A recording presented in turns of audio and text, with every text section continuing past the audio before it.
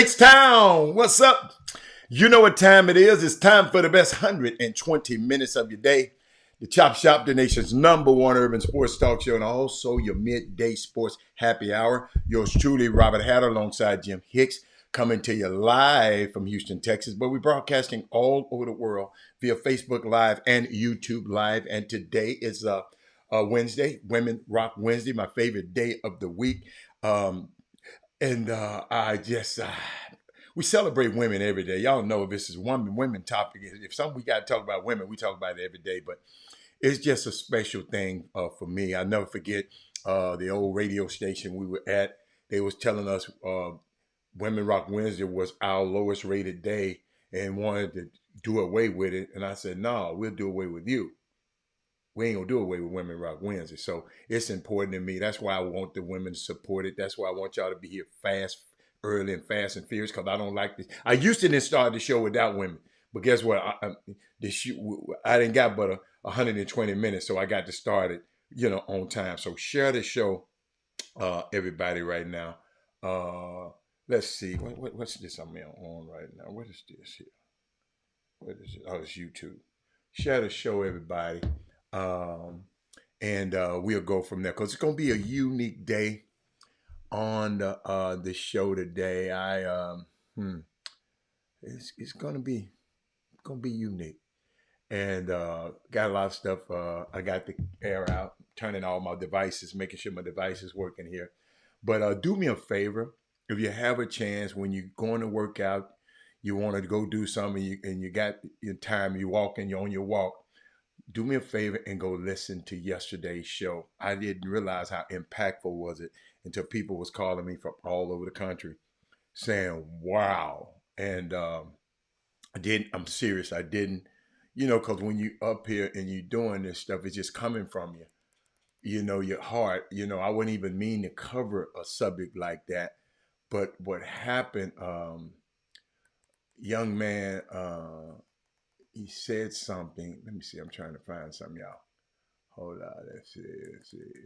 Let me see what the live version at. I'm trying to. Young man had mentioned something. When I see somebody mention something on Twitter or whatever, if you text me or email me, I like to talk about stuff. But I got a question for y'all today. Hey, everybody. I see the women. I see you, Mindy. I see you, Madonna. Hey, Madonna. Donna, where you been? I ain't seen your name in a while. I hadn't seen that name pop up. But Madonna, what is the definition of hater? And all of y'all, because all of y'all gonna have, because I keep hearing people talk about the haters of this and the haters of that, and what is a hater? And some of basketball, in your life, whatever you're doing, and Robert Young is on the air. Rob, it's a friend of mine in New York told me it's a shortage for a black women hairstylist. I think where she live in D.C. Where she live? I got to find out where she live. She was in D.C. or New York. She in one of those cities. And she said she got a braid person, but a stylist who can cut and stuff like that. I thought about you, and I'll talk to you after the show. But what is a hater? Sterling, give me your definition of a hater. If you ever call somebody a hater before, what do you mean by it? Because I just want to know. A hater. Are jealous of what someone has or accomplished. Okay, that's a hater. Definition of hater: jealous of another one's success. But how? But men, hold on, men. Well, help me with this one. Help me with this one. One day, I came on the show, and I just said, you're getting people to tweet about you, right? You're paying people to tweet about you. And the people said I was hating it. I wasn't even talking about their son. I didn't even know he wasn't even in mind when I was talking about the people, because I know it's got, you pay people to tweet people. You pay people, pay people to tweet for them. People, if you affiliate with this certain situation over here, I'll tweet for you because you paying me, right? So all I did is said, and she didn't tell me. She told a friend of mine that I was hating. I don't even know who they was. I barely know. I never seen their son play. So that can't, I guess everybody got a different definition of hating. Maybe everybody got a different, because I hate Dale Griggs. I had no idea that I didn't have these people's son in my sight, because I don't even never seen him play. But they the one commented. Tell me he a hater. So what is a hater?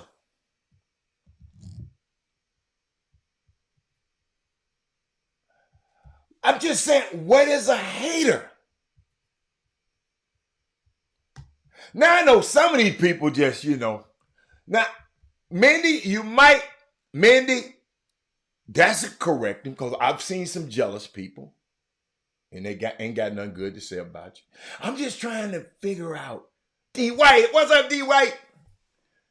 D White, where you been? Where you been?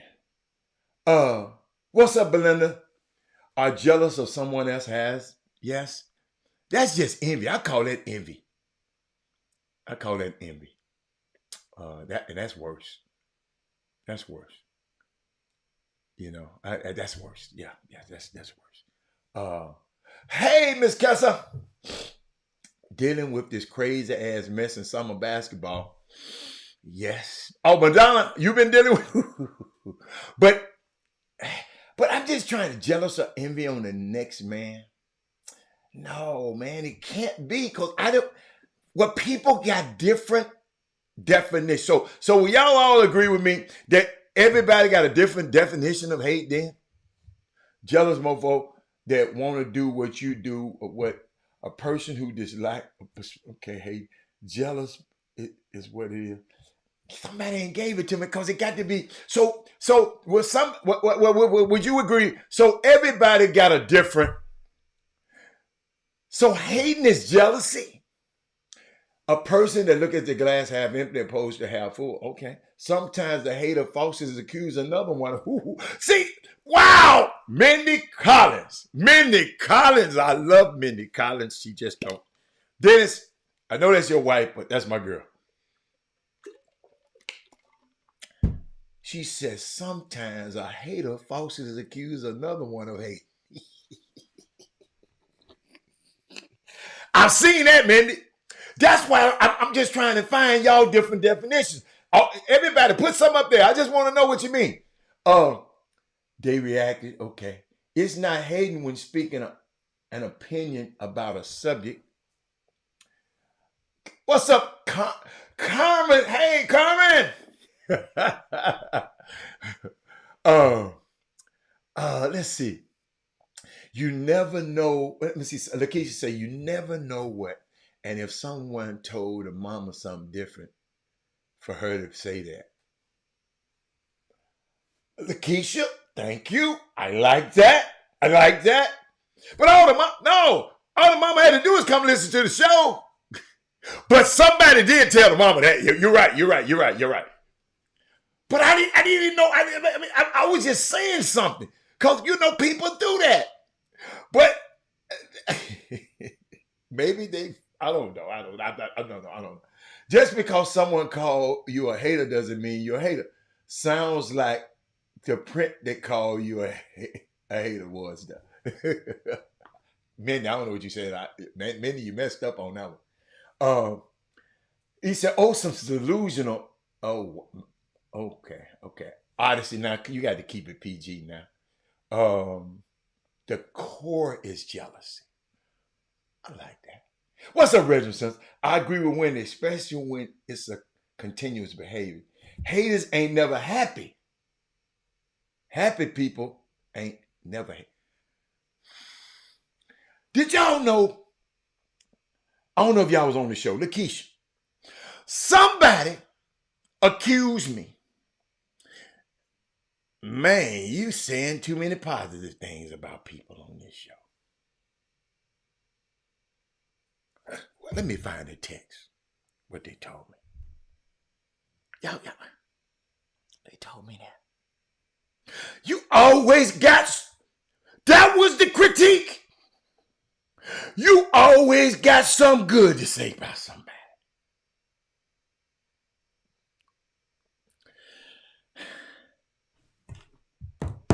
Rosie Brown, somebody said, because we was talking about, I forget, they told me, they said, man, you always got something good to say. You need to start talking crazy to like Shannon Sharp, them, invite all them old crazy. I said, man, this ain't this type of show, player.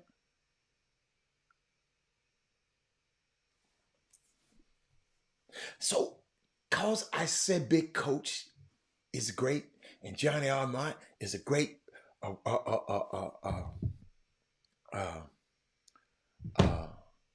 referee, that's a fault.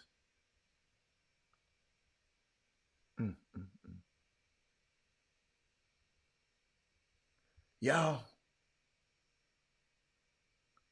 don't understand. Y'all understand. Stuff I be going through.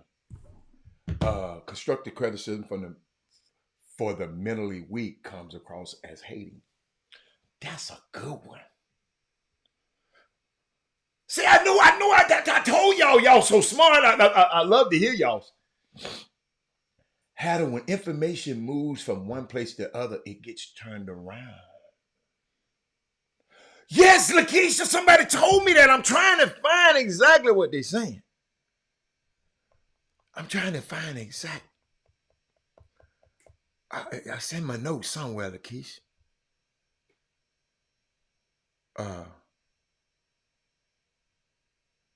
What they said is, people. What do you say? You still? Feature, I'm gonna find it and send it to you. They told me that. She said, wait a minute. Hold on. I think. Damn, I almost had it. But that's all. But it's just unique, man. I was just thinking about y'all. I said, what are their different definition? Robert, we got so much in college. I don't know. I know you had forgotten. It's just a week. Though I know.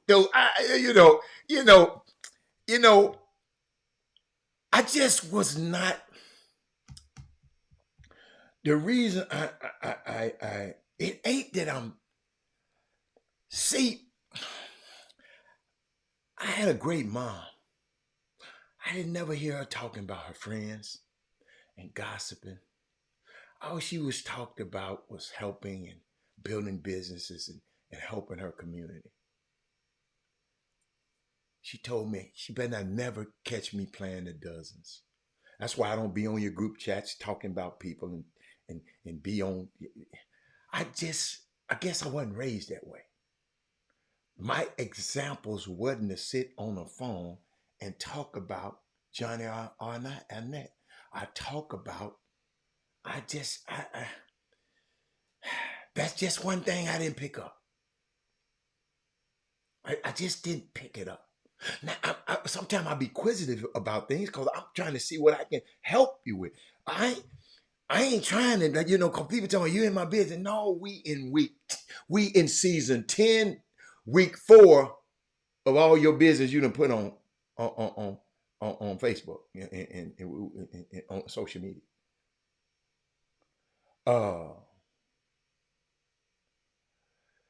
It's just, I just thought about it, y'all. I put it in the top of my thing. What is the definition of hater? Because that word is so loosely. If you're not agreeing with what somebody else said, because I don't say your son is the best in the world, I'm a hater. If I don't talk about your son and I'm talking about other people's son, I'm hating. I just ain't seen your son. If I see your son and he can play, y'all, everybody know I'm gonna come on this show and talk about it. Rose Brown, but it's just weird to me, and and we're in this space. Hey, Crystal, how you doing? We're in this governance structure space.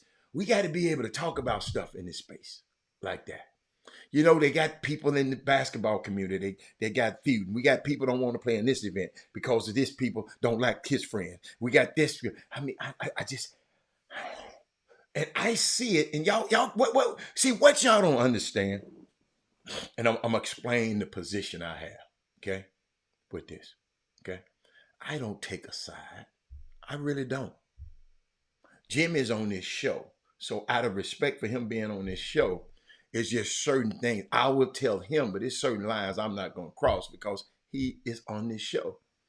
But if he does something wrong, he knows I'm calling him point blank. If anybody know me, I'm picking up that phone. Mindy, be quiet. How you know? Mindy, how you know? Boy, that's why I don't like people to post me nowhere. But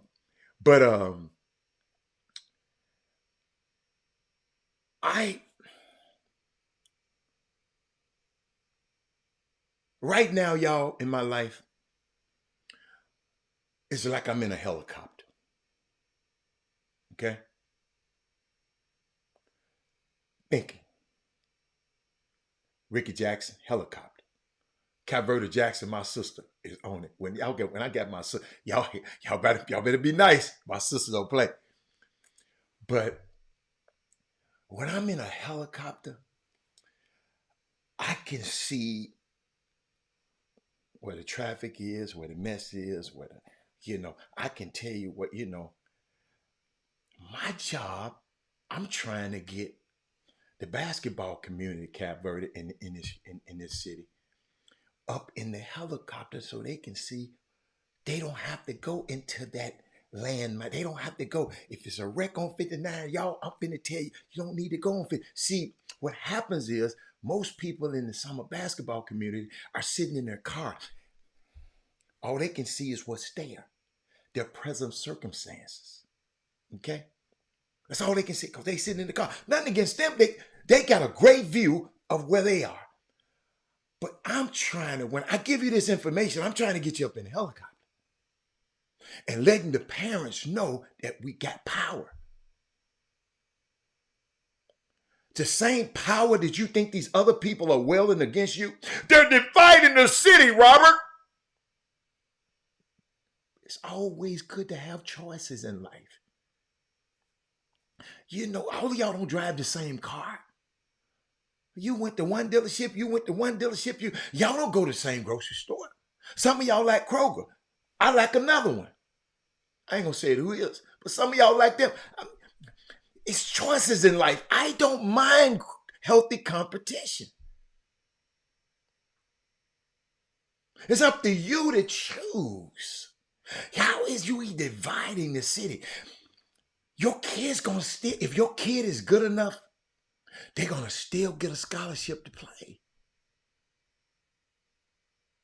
But our problem is y'all busy chasing for people to talk about you on me to say something about him on the show. But see, you don't really want me to talk about your son on the show because every time I see him, I'm gonna hold him accountable. He gonna have to be a bad dude every time I come. Because if I report out good when I saw him the first time, I got to say, look, young fella, we got to get better at this. You got to get better at this. See, we in this in the reason I talk about this show, Chris Walker, Jim Hicks, and we all have dabbled and have a experience in this summer basketball community. My son, I've had a son, unlike those two, I had a son who had to come through this same basketball community. I didn't have the advantage of having a chop shop. Y'all can sit up here and watch your son and, and get information from this show that can help your son from middle school all the way until he turn a pro. Because of the wisdom that we got on this show. I didn't have that. All I did was made sure, listen to me, parents, he was the best dribbler. He was the best defender. He was the best shooter. He was the best hustler. I was making sure all this, he's the best passer. I was making sure he was skilled enough. Because it was going to become a point somebody else got to see it in him. Parents, we can't force this stuff on. Everybody is not going to go college and play basketball. It just ain't enough spots. So when you're bragging about, I got this kid in college. No, you ain't got this kid. That kid got good enough to get in college. You ain't got that kid nowhere. I keep telling y'all that. I didn't get him, my son in college. Guess what? All I did is I laid out a plan for him. And if I know when the right person see him at the right time, y'all know I had people around here telling me, asking me, man, you need me to help you. Man, you need to let me help you with my son's recruiting. Y'all, I'm still pissed off about that. I'm going to always tell that story. Because I said, if he's saying that to me, imagine what he's saying this to these other parents. If I'm a grown-ass man, I don't need to help you to help me. First of all, Dunzel, he gonna be the smartest ass kid. So any school gonna be glad to have a kid like this on their campus. See, some of y'all forget about that.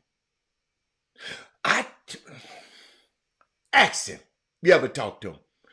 You can't get a B and play nothing in my house.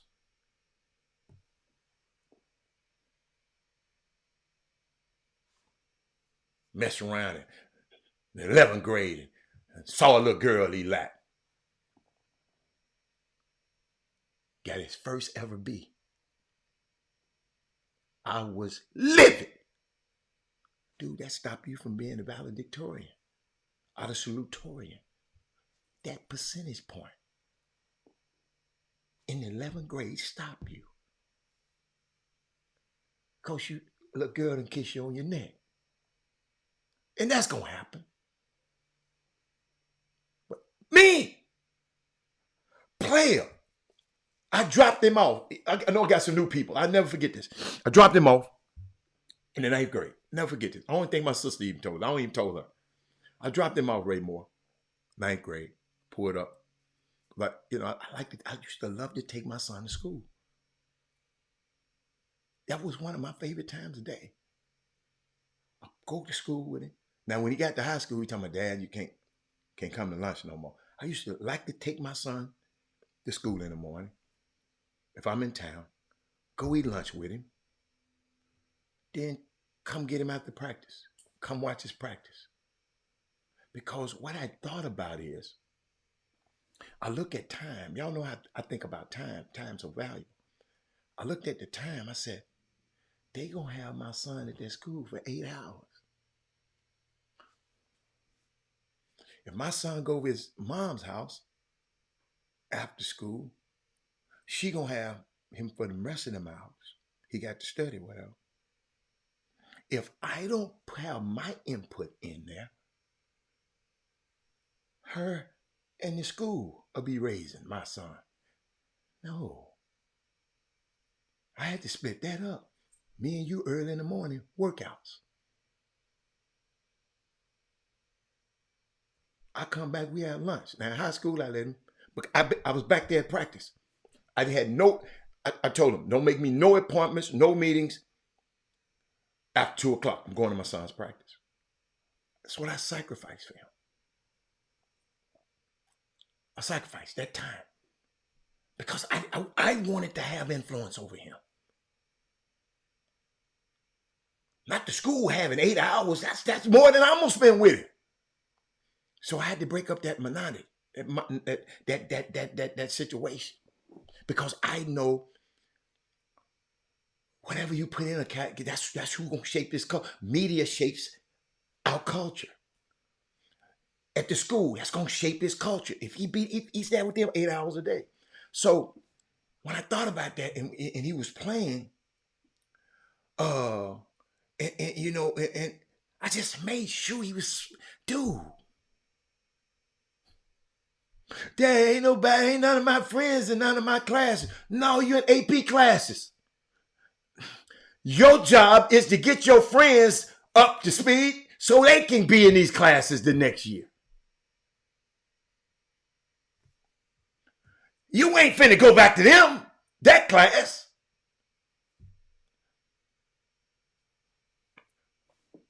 Dad, people be messing with me because I'm smart. Smart is cool.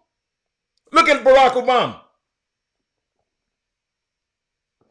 the editor of the Harvard Law Review in his school. Went to Columbia. Went to Harvard Law School. Thank you, Barack. Because I turned it on him.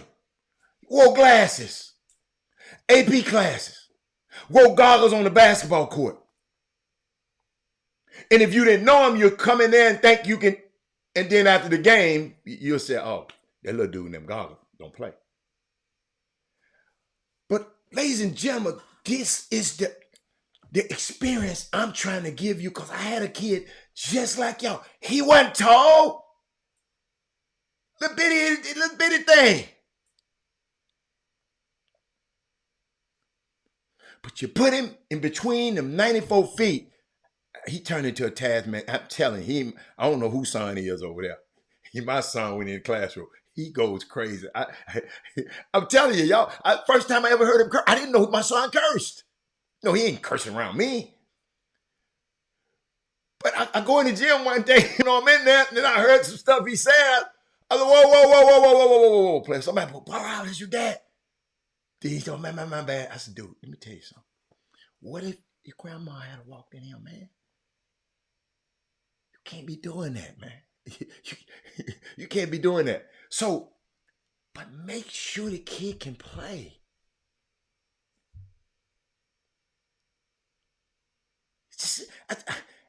And parents, make sure he can play. And if you don't know whether he can play or not, if you have any ideas, email me at chopshophtx@gmail.com. Say, Robert, what you think about my... Now, I'm going to give you the truth now. I'm going to give you the truth now. And then I'm finding out some of y'all don't want to hear the truth. But my key thing is, I want y'all to understand everybody is not going to go and play college basketball. It's just not possible. Everybody's not going to the NBA. All y'all think y'all son's going to NBA? I know it. It looks nice. I know it. Y'all see them mamas on there going to Neiman's and going to, and mama's flying and sitting on the front row, Kevin Durant, mama, all the mama. I know y'all see that. But he might not make it. Michael Smith, I hope I'm talking loud enough for you. What summer league team? See, that's a good question. It's a good question. Let me give you some. Johnny Arnett, first ever team couldn't play dead in a Tarzan movie. He played with the Houston Jaguars. Okay. Clyde Smith. Thank you, Clyde Smith. He gave me one of the most valuable lessons. But I was a dad that listened. Our problem is these moms and daddies out here right now, they think they know it all because of this damn device right here. Thank God, y'all see my man right there. Yeah, that's the boss now. But Johnny, I'm not. So the Jaguars. Then we started just working out. I got tired of that stuff. and trying to get him better because Jaguar was so good. He had to get better. So we got in the gym. So the next thing was the Houston Hoops little bitty team and little young team. I forgot what grade we was in. This is a great story. Mamas and daddies, this is a great story. I want y'all to hear this. So we played with the Houston Hoops, right? So he just got on the team, okay? But he was ready. Coach, remember, we left the Jaguars. We got in the gym. I think y'all gonna miss that. We got in the gym. Before school, after school, me and him got in the gym. Because all of the Houston Jaguar had all these great players on it. DJ Griggs, LJ Rose, J. Michael Reese, had all these great players. They were better than Robert. Robert said, Dad, I don't never want nobody to be able to call him because he used to like to play football. Robert was a monster in football. A little bit skinny dude could play. So we got in the gym, right? But I told him, we made a pact. I said, man, you can't put your mom in the middle of this. I said, if you want me to teach you this game, I'm going to be hard on you. This game I played. Now, football, I used to cheer for you. Basketball, I'm going to be on your behind. So let's get that straight. So youngster, he said, Dad, he said, I'm ready. So we got it. So we went to this tournament in Austin. So I'm in the stands. I'm sitting in the stands. So I'm with this guy sitting next to me. And he said, which one is your son? And I said, that one. He didn't say nothing. Then because you don't know which parents are around, he used his phone and said, who is, on the phone, he said, who is number so-and-so? I said, that's the coach's son. He said, I thought so. Then he said, why ain't your son starting? I said, he just got there. He said, I don't care if he ain't never been there. It's evident. It's the first time I ever seen. I don't even know this man from Adam's house, guy. He said, he is the best player on the team.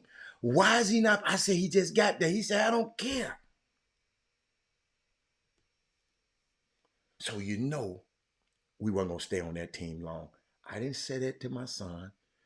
But what got me, we was at a tournament one time and his grandma was there. She don't know nothing about sports.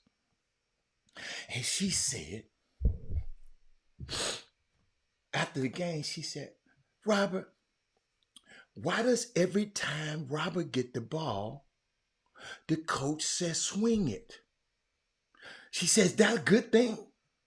I said, yes, he's passing the ball. He's a good passer. That's what I told Grandma. Okay, but all he wanted to do with Robert was to pass it to his son. So I'll never forget it. Went to Dallas, came back home. I didn't like the way my son was acting. So I asked him a question. I said, do you want to play on that team anymore? He said, no.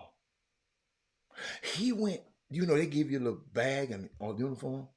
He went and packed that little bag up neatly and folded and put it at the door and said, you can go take them. Y'all listen to me, mamas out here. You can go take that back, Dad. I don't want to play with them no more. Guess what we do? We get back in the gym. Forget playing basketball all the time. Matter of fact, you're better than everybody on that team. All you got to do is go look at the history. Y'all go look at the history. So I come back. I was content with just working out. Then I let somebody call me. How to bring your son over to the workout. Went to workout. Play for another team. Johnny Arnett, you shouldn't ask it, but I want people to know this story. That y'all got to understand. People didn't give a fat rat's ass who I was and who I am. About basketball, right? So we got back in the gym. A couple more years. in the gym. It's all right not to play. So he come on this team. That wasn't no problem on this team. They already knew he was a killer, right? But something happened on a trip they took. And the coach called me and said, your son won't get out the car and go into the hotel. And he done told all the other players, don't go. Get out the van. Now they young now. So I said, put him on the phone. I said, Rob, what is you doing, man? What is you doing? He said, Dad, they got us trying to check in this hotel. You told me we don't stay in no hotel like this. I said, put him back on the phone. I said, what hotel you got y'all about to stay in? This man told me the microtel. I was in the city. I said, don't check in. Don't check in. Don't do nothing. Wait till me get there. I came all the way from downtown, way out there where they was at. Microtel, this little bitty hotel, motel, that got the bulletproof glass with the damn man behind the bulletproof glass. The little girls, cheerleaders, I guess it was cheerleading convention, she out there crying because she didn't know the hotel looked like that. But he told the coach. So I called the director and said, look, player, I'm finna go get them some rooms over here. You just make sure you pay me the balance. What the hell you finna pay over here? Get your money back over there. He ain't staying. He just said, but it wasn't, and he wasn't that he was being, I told him, man, you can't stay in a hotel like that. So he listened to his dad. So that didn't last long. And then stay at that team. Get what we did. Get what we did, mamas and daddies. Marcus Carroll, we got back in the gym. Sherry Pullen, I miss you more. Hey. I miss you more by West now. Oh, Sherry Pullen. Hey, hold on. Sherry, that lady on that feed right there, Sherry Pullen, her son played a great deal in my son's development. Keith Frazier. We went up to Dallas and played against him one time. And then Robert realized he got to get better. It was young. Robert said, Sherry, I don't know if I told you this story. They played against Keith them. I think Stacy had the team up there. My son said, Dad, I got to get back in the gym and work. And after that, man, we just kept working. We just kept working. It just kept working. And then it came a time, Coach Henderson, Alan Branch, they came and said, look, man, we got this here. We want to do this. We want to do this with a new program. We got a new program called the Franchise All-Star. He said, we got all of this. We got players. We got this. We We just don't have the funds to fund it. I said, let me take a look at it. I never forget it. Had a PowerPoint and everything.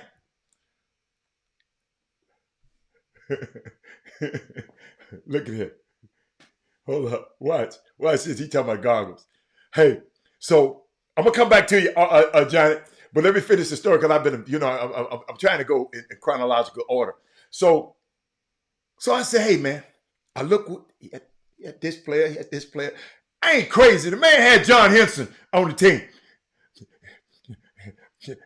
I ain't crazy. So I said, okay, let me take a look at it. How much is, where we got to go? Give me this. How much, then I wanted to know how much would take per year to do the team. We come to one practice. My little 8th grade son was playing with some of the best players in the country. Pee Wee, Jonathan Edwards, John Henson, Ray Turner, all these guys. Kelly Got Kelly's last name. D'Angelo Harris. Rasheed Suleiman. 8th grader playing against these guys. He wasn't going to get a lot of time.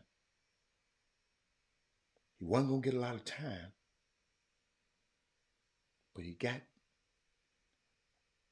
DJ Griggs. Yes, DJ Griggs was a stone killer. Had him playing against them guards. Can you imagine what he gonna do when he go and play against these other guards? When he playing against these bad? That's how I was thinking, mamas and daddies. He wasn't playing. I'm paying for everything. And he only come in when they done blow somebody out. And guess what? I think he went a whole summer without missing a free throw. Kelly Oubre went on that team. He went on that team. But y'all, he kept getting better. Because he was playing against the best. He wasn't going around somebody talking about, well, he just killing these little kids in the 8th grade. The hell he gonna kill them for? I need you to be able to get around a DJ Griggs, be able to get around a Rasheed Suleiman, be able to get your shot off over D'Angelo Harris, be able to go in there and throw your ball high off the glass over John Henson, whose arms, y'all got, he got a 7'2" wingspan. See, y'all, our problem, y'all don't have a plan. That's why I'm giving you, I'm just giving you a blueprint. Ain't that what Jay-Z said at the song, The Blueprint? It don't have to go this way. And y'all probably don't have, some of y'all, if you have the resources to fund your own team.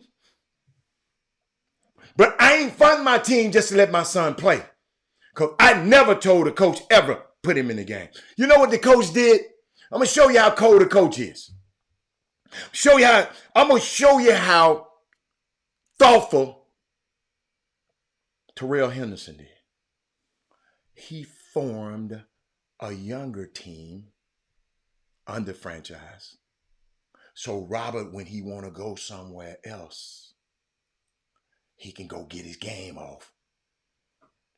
He was 8 playing 16s or 15. I don't know what. So we had a younger team. Coach said, I didn't ask him that. He said, man, we got to develop another team so Rob can go get his game off. I said, okay. No, his first name is Kelly. I don't know, like, it's Kelly, a white kid, played at Pearland. So that's how, wait a minute. I didn't even talk about this, Johnny Armand, but I hope this helping somebody, right? So that team there, y'all got to realize that team went all over the world, kicking behind. And so when the coaches looked at the roster, they said, is that an 8th grader on the team? He got to be bad. I got to come back and watch him later. Let me give me some water. Y'all gonna get that one in a minute. That's that. I had to push that button up there because it's getting hot in here. Hey, y'all gonna get that one in a minute. You know, all the teams ain't on them rosters. You got all these badass dudes. Every last one of them played Division I. All these badass dudes. Then you got a little 8th grade on the team.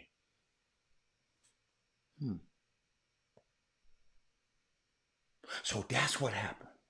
Let him play with those guys.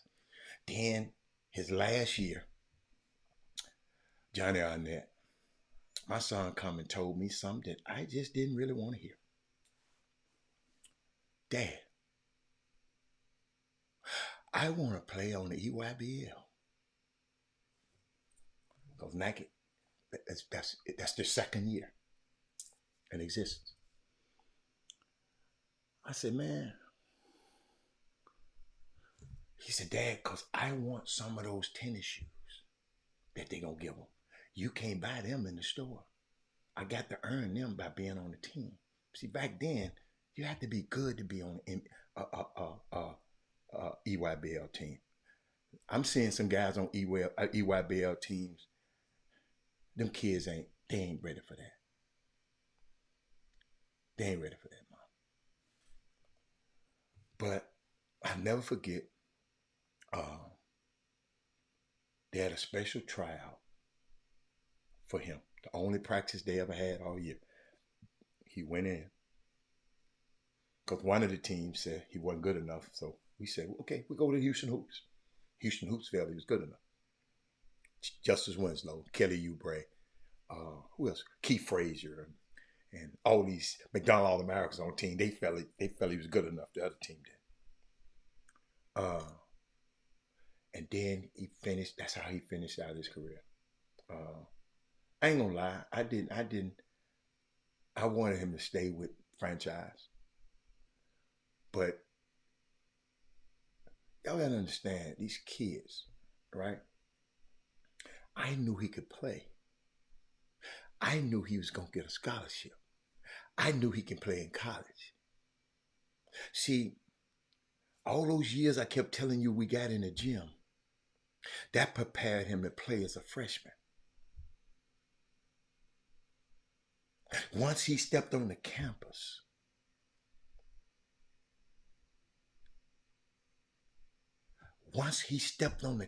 he was a starting point guard. In New York City, 1,700 miles away, where there's 1 million point guards up there. Had him mentally ready. Now, mind you, had some bumps in the road. Because I told you, one of the workouts they did, when they get prepared, when the freshmen get up there, Robert didn't like me. He called me yesterday, Dad. He texted me the other day, said, you remember I couldn't do one dip? You know how y'all dip the dip? He couldn't do one. He said, now I'm doing 50 at a time. And we talked about, but he just little. And I was, because, he was lifting and doing body work exercise. But the doctors just said he built like a greyhound, Mr. Hatter. He ain't built like no quarter horse. But he was strong, right? So I never forget, he went up there. So they in this practice, they in the workout. So you have to get 4 stops, man on man, against the big guys. Everybody on the team is just how it go in order. You got to get 4 stops to get off the floor. 3 stops. He couldn't never get 3 in a row. You had to get 3 or 4. I forgot what it is. And he couldn't get it. And he laid out on the floor and told anybody touch me, man, we're going to fight. Talk crazy, right? Parents, y'all listen to this. The coach said, call his daddy. In practice. Put him on the phone. I told him what I had to tell him. Coach said he never had a problem again, ever. He wound up starting, wound up being the captain of the team. But he told me, he said, Dad, I just didn't have nothing else. I couldn't get nobody out. And my body just shut down. He said, but the next day, young players, when you go to college, a lot of that stuff is mental. Robert went out there trying to out-physical them big, strong dudes who've been in college. I'll never forget it, y'all. But the day, so Johnny Arnett, that's what happened, man. It's you asked me that question, but man, let me get out of that. He said, I've been around, ref a lot of games in the Houston area and watched a lot of time. I'm glad you have. He graduated in 13 and then graduated from Cornell in 17. And it's fun. And I just hope somebody forget it was my son. Take the principles. All of y'all rushing to go to tournaments. Y'all rushing to be on teams. Me and him was rushing to get better. So when it came his time to try out for the Houston Hoops, What if he wasn't ready? Because he been running around and playing around with all these little bullshit and playing and staying in these roach motels. Kurt, one of his friends, they saw me like I saw him at the mall. A guy who he played with in middle school. He said, Mr. Hatt, I remember when I get to school, Robert was coming out of the shower going to school. Y'all had already worked out an hour and a half before school. Every day in middle school. He couldn't help but be better.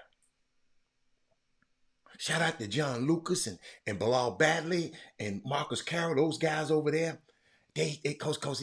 Robert was one of the most original young people in the lab. Y'all talking about all y'all kids going, he used to be one of the young kids in there then. Him and Dirk Minifield's son. So when I'm talking to y'all on this air about basketball, would you let one of these people out here, just because they got a basketball team and got this and got this, Coach, ladies and gentlemen, it might not work out for you like that, but he put in the work.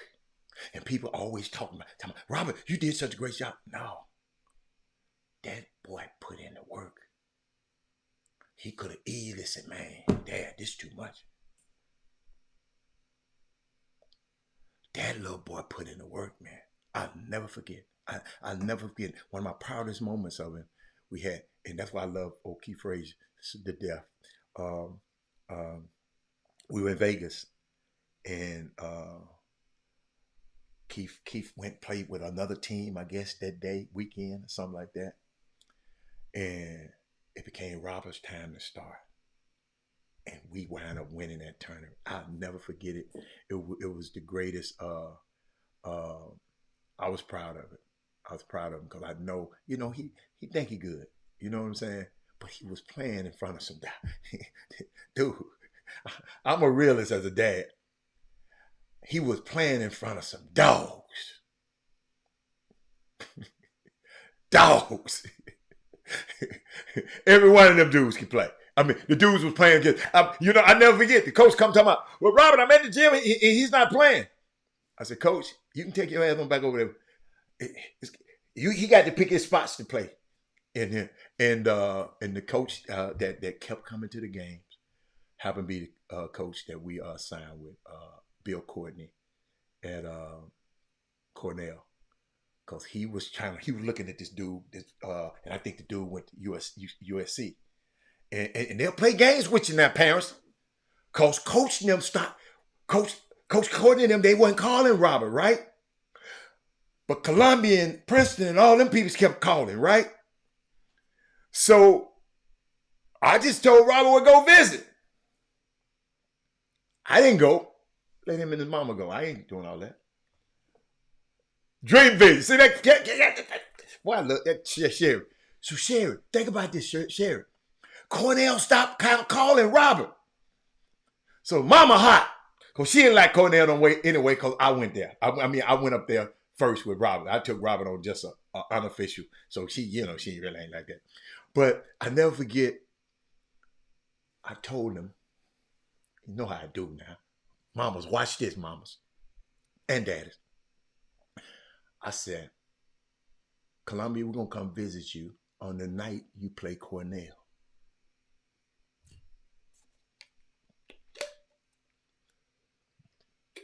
I'm going to let y'all soak that up for a second. So Cornell, they played.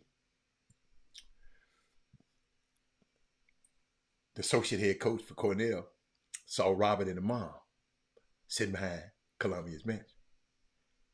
The game was about to come on. The man called me while the game almost was coming on. Said, hey man, don't do nothing. Don't do nothing unless you talk to me. Don't do nothing. Don't make no decisions. Whatever they offer you, I got it. I'll never forget it, y'all. The man called me while the game was about. Because I was trying to get ready so I could see the game while the game was going on. And it was crazy, man. Now, Sherry, you can come on this show. You got the greatest story to what? You just text me and said, Hatter, I'm ready to tell my story. Sherry, Done deal. Whenever you feel like it, you tell me. Marcus Carroll said, true culture and sweat equity, but you got to work your butt off being John Lucas. Or he'll tell you to go home. You're right.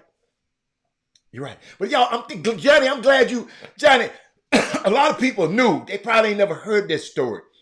But I was telling this story because I don't want y'all to think this just a guy up here just talking. I had one of y'all. Like I told a parent one day, man, forget that stuff. Hold up. Forget that stuff. Let's get him in the gym and let's work him out. No, he got to be on a team. That's your son. That's my favorite thing right now. I ain't never finna insert myself with nobody else's son because it's their son.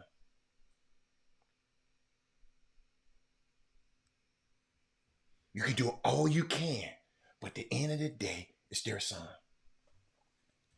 Let me see. He said, oh my God, Robert, you mentioned the goggles. I ref the tournament about 7 or 8 years ago, and this kid with goggles was a beast. In Austin at the Jamboree, I said, who is that kid in the goggles? Yeah.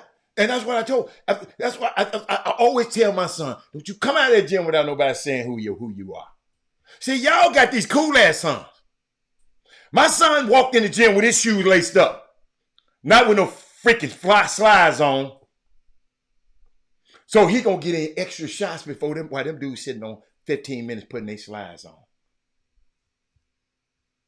That's we can't go backwards. We got that kind of stuff that work.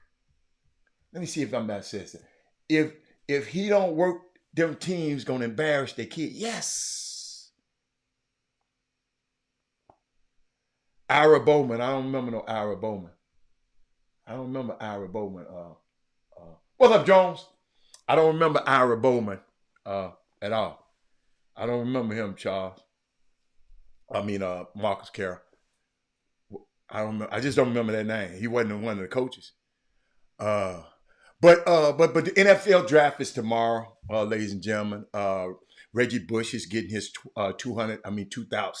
2005 Heisman Trophy back. Pete Thamel's report, the decision comes amid enormous changes in the college football landscape, with a formal reinstatement coming today. Oh, hey, I ain't want to tell that story, but I told you the first time I ever heard my son curse. Look at that Barry McDonald. I walked in the gym, he had blocked the dude's shot, and I heard him say, man, get that out of here. I said, whoa, player. I just had never heard him curse. He probably was cursing his butt off when I am around. And now that I know, he's a curser. He be cursing. Shit, daddy curse. But let me see where I was at. I was thinking about the Heisman Trophy. The Heisman Trophy Trust is returning the trophy to Bush and a replica to USC. I never forget, y'all. I don't know if I told y'all the story. I was trying to represent Reggie Bush. I was out there. I was in there. Snoop, when Snoop was on the sideline, I was, and now I understand why I couldn't get at him. I didn't bring the briefcase. And if I'd have brought a briefcase of money, then I probably would have been in the situation them people were in. But it was fun going out there, being in LA, going to their practice all the time. Reggie Bush, I'm glad they did. They are returning his Heisman.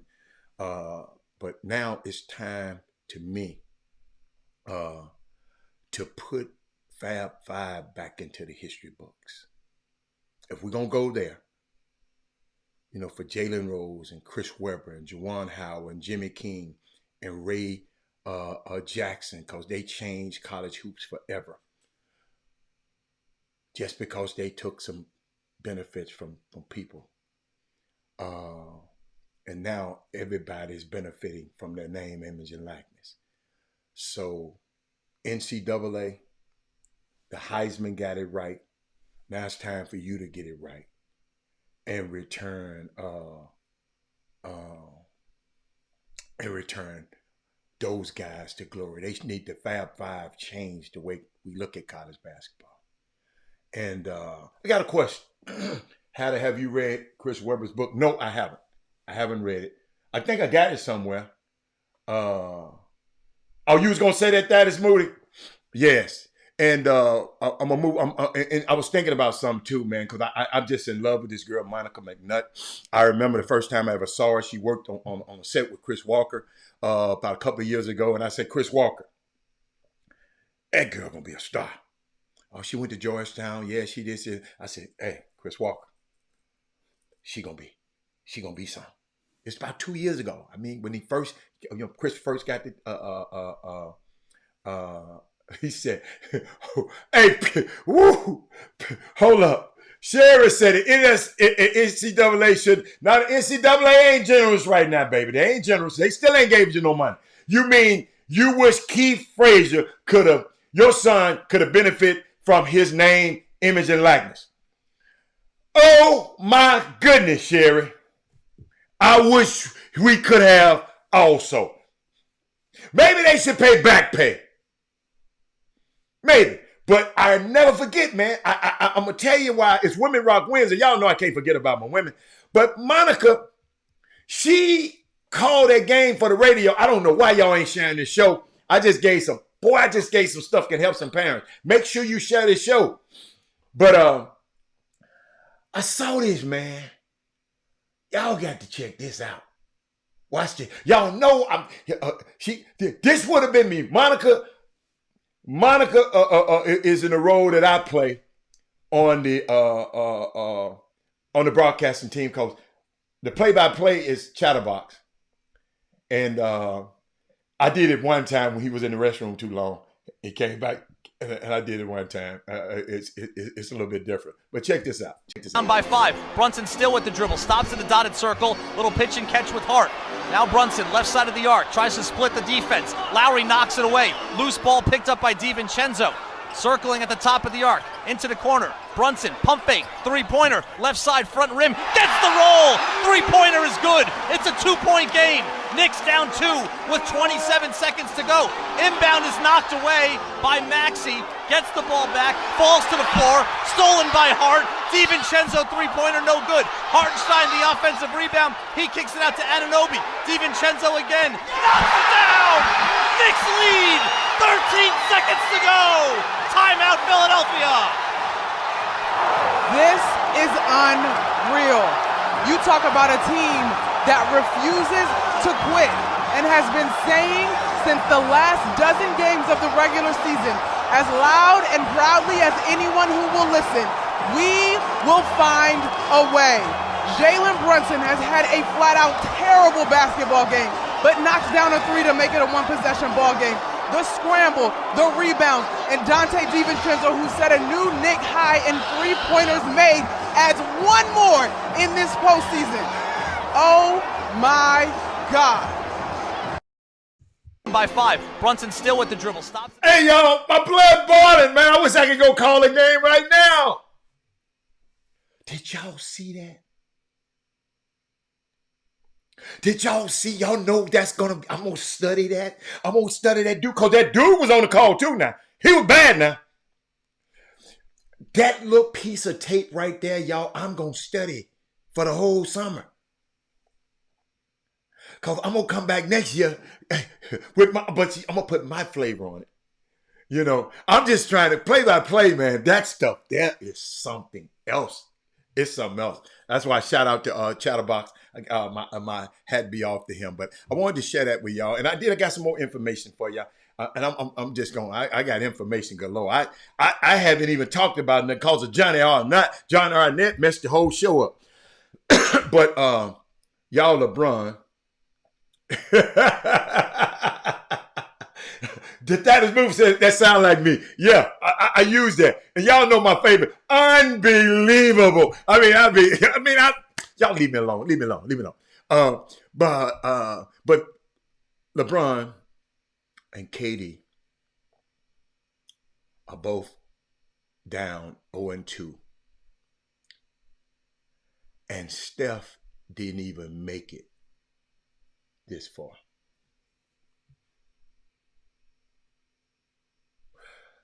Nothing is sealed yet. But if the Nuggets and the Wolves hold on and beat the Lakers and the Suns, it will be the first time since 2005 that the semifinals round of the playoffs won't feature one of LeBron, KD, or Steph.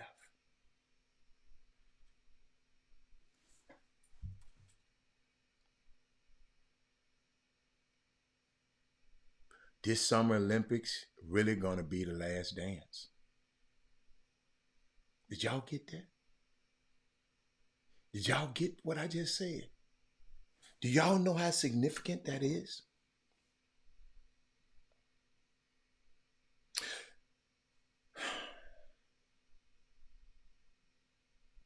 Kevin Durant don't look like Kevin Durant no more. And I don't expect him to. He looked a little old last night.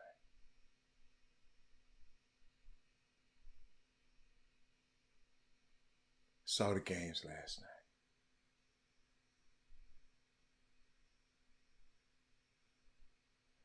Then when I think about my young black men in college,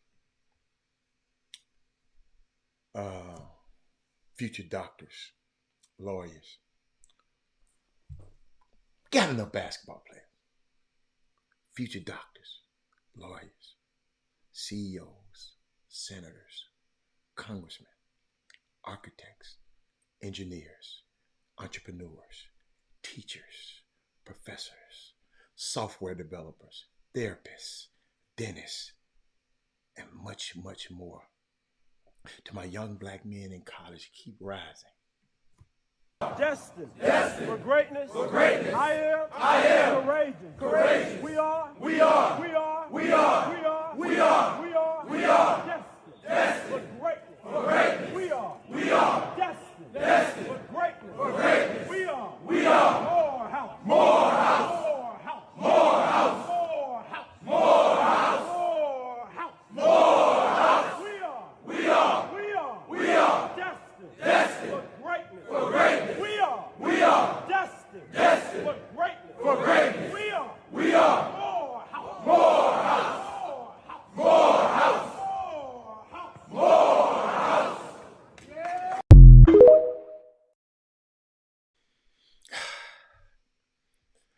Y'all that give me inspiration. Because I know the world is bigger than just being a basketball player. Being a basketball player is a great thing to be.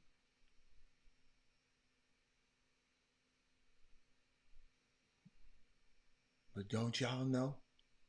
Have it ever struck a chord in your mind that the guys who own the team, that pay the players that y'all be sucking off, neither one of them was a basketball player. The basketball player sold his. I would have never did that.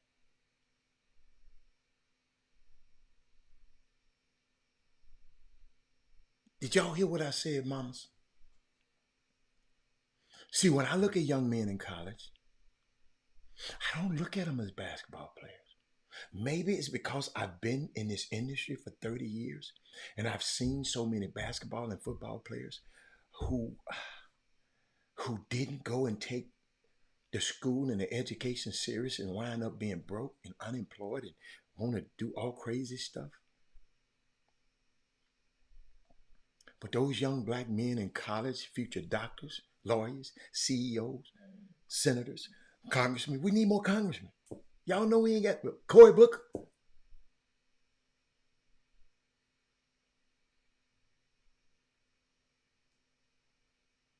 Architects, engineers.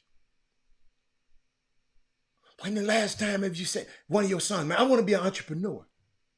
I want to be a teacher. I want to be a professor. Y'all professors getting banked now. hold on. Got something for you. Saw this young man yesterday. See, we got to be bigger than this. What's your boy's name? Oh man, Dr. Luke. He was on Jennifer Hudson. Take a look at this. You made history becoming the president of Sacramento State University. Yeah. That was awesome. Tell me about that journey for you. Well, you know, the thing is, I've always planned to be in this role. So I went off to college at Sacramento State and immediately fell in love with the campus. And so I'm the president of the campus that I went to school at. Exactly. Right? Which is amazing.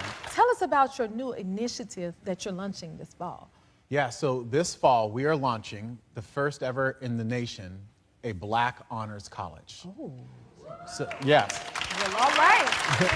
So, and it's an honors college that's specifically designed to serve students who are interested in Black history, life, and culture. So we can't be an HBCU, we weren't founded in time, right? But we can be everything but the historical part. And so we've set aside 6,000 square feet of space in the center of our campus. We've hired 8 different staff members to work with the students, including a dean of students, faculty members who have a demonstrated record of success in teaching and serving Black students. So it's an institution within the institution that's specifically designed to serve Black students. That's what happens when we say, okay, I don't know if he played basketball. That's Dr. Luke Wood. He's an Alpha Phi Alpha fraternity brother. He's recognized on Jennifer Hudson's show for becoming the first Black president of Sacramento State. Please share that information. Because if you're like me, I'm 2 days old and knowing that information. I meant to give you that information the other day. But, that's what we have to look for. I love him playing basketball. Y'all didn't nobody love their son playing more basketball than me. You know why? I flew to every game. I think I missed, 2 or 3 games, 2 or 3, maybe 4 or 5 games. And that was because of the Northeaster, they had a blizzard. And I couldn't make it. But as much as I loved him playing basketball, I love him telling me his quest on become a captain of industry. So unique, man. It's unique. He sit back and just, Dad, doing this. Dad, I'm planning on doing this company when should I what percentage should I put in stock and what percentage should I take as a salary? I said, you believe in this company? He said, yes. I said, minimize your salary and take stock. Ladies and gentlemen, that information, and his ass gonna owe me, that information that I gave him, he's since left that company to go start another one and do something with TikTok. But that company has been valuated now at $700 million. Got a $700 million valuation. He was one of the first employees. I ain't telling you how many stock he got, but he got a whole lot of.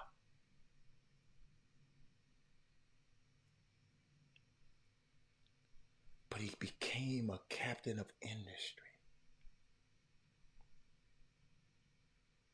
He was a great basketball player, but he used his basketball. And he'd tell me, he said, Dad, playing basketball, get me in the room. He said, I'm in New York.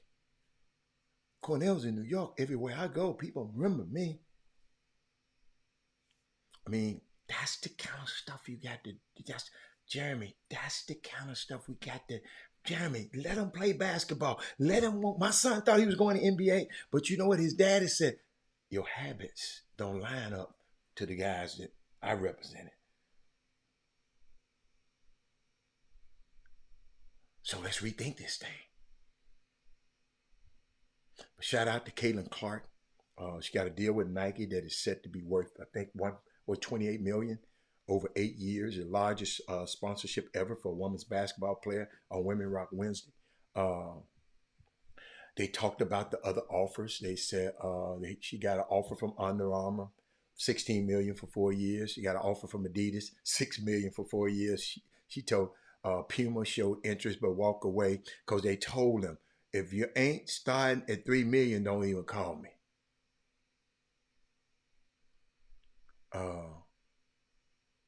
Then y'all, I found out, I don't know if y'all looked this, the airlines will now be required to give automatic cash refunds for cancel or delayed flights or losing your damn luggage.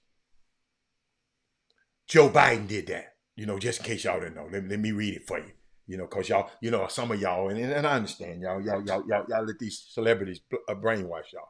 Not y'all on the show, but some of y'all friends. But the Biden administration, y'all, speaking of Angel Reese jersey sold out, I went to Dick's Sporting Goods the other day, and Caitlin Clark's t-shirts are in Dick's Sporting Goods in Houston. Unbelievable. But hold up. But let me give you something. The Biden administration issued final rules Wednesday to require airlines to automatically issue cash refunds for things like delayed flights and to better disclose fees for baggage or canceling a reservation. The Biden administration, not the Trump administration, not the Bush administration. So they had power to do this all the time, ladies and gentlemen.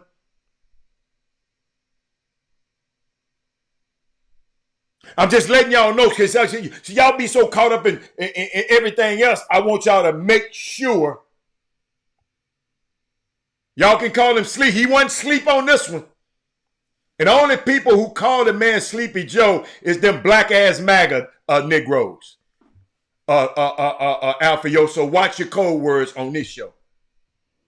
Don't call him Sleepy. He's the president of the freaking United States. Don't be calling that man Sleepy Joe. Ain't nobody gonna come and let nobody call. I ain't letting nobody call nobody. I told y'all about that. On this show, been calling them people out their names.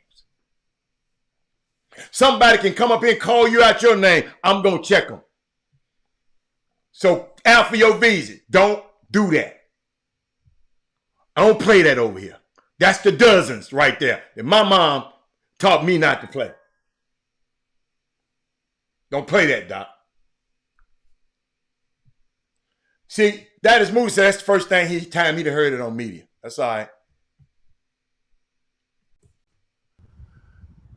Come on in here, Jimmy. What's going on? What's going on? What we got? Man, we got everything. Everything is everything. You can shoot.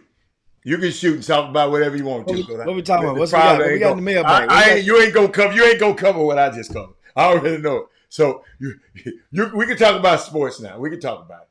What you got? What you got? Well, shoot, here we go. I know we are 2 days. I just talked about. Hold up, Caitlin Clark got the bread. We didn't talk about that. She didn't got the bread. Yeah. Yeah, that's well, she got the, that's good for her. Great for now. We fast forward and wait on the season for WNBA. Meanwhile, they got the USA basketball women's. That's going to give a spike upward as well, because people are going to watch all of that now. It's going to pay more attention to a lot of it than before. Be great on that part. I think I was about to say we're 2 days away from high school. The recipient of the Guy V. Lewis Award, Chris McDermott, announcing his college that will take place Friday at 5:30 at Booker T. Washington High School.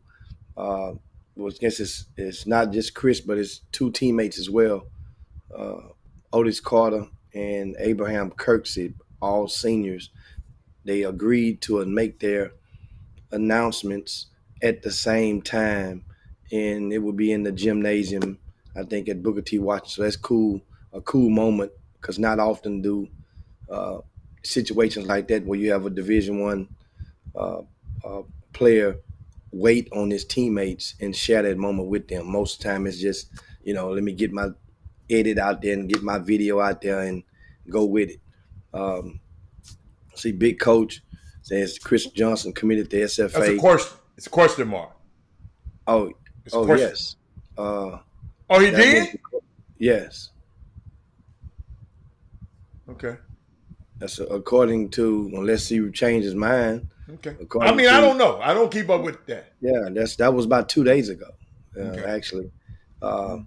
So you got to realize, man, Chris Johnson has a lot of, I guess, question marks off the court, and so a lot of coaches didn't really want to touch that. Think about it now. The young man, he was going to Kansas, pulled out the gate on Kansas. Then all of a sudden he played at Texas last year in a reserve capacity.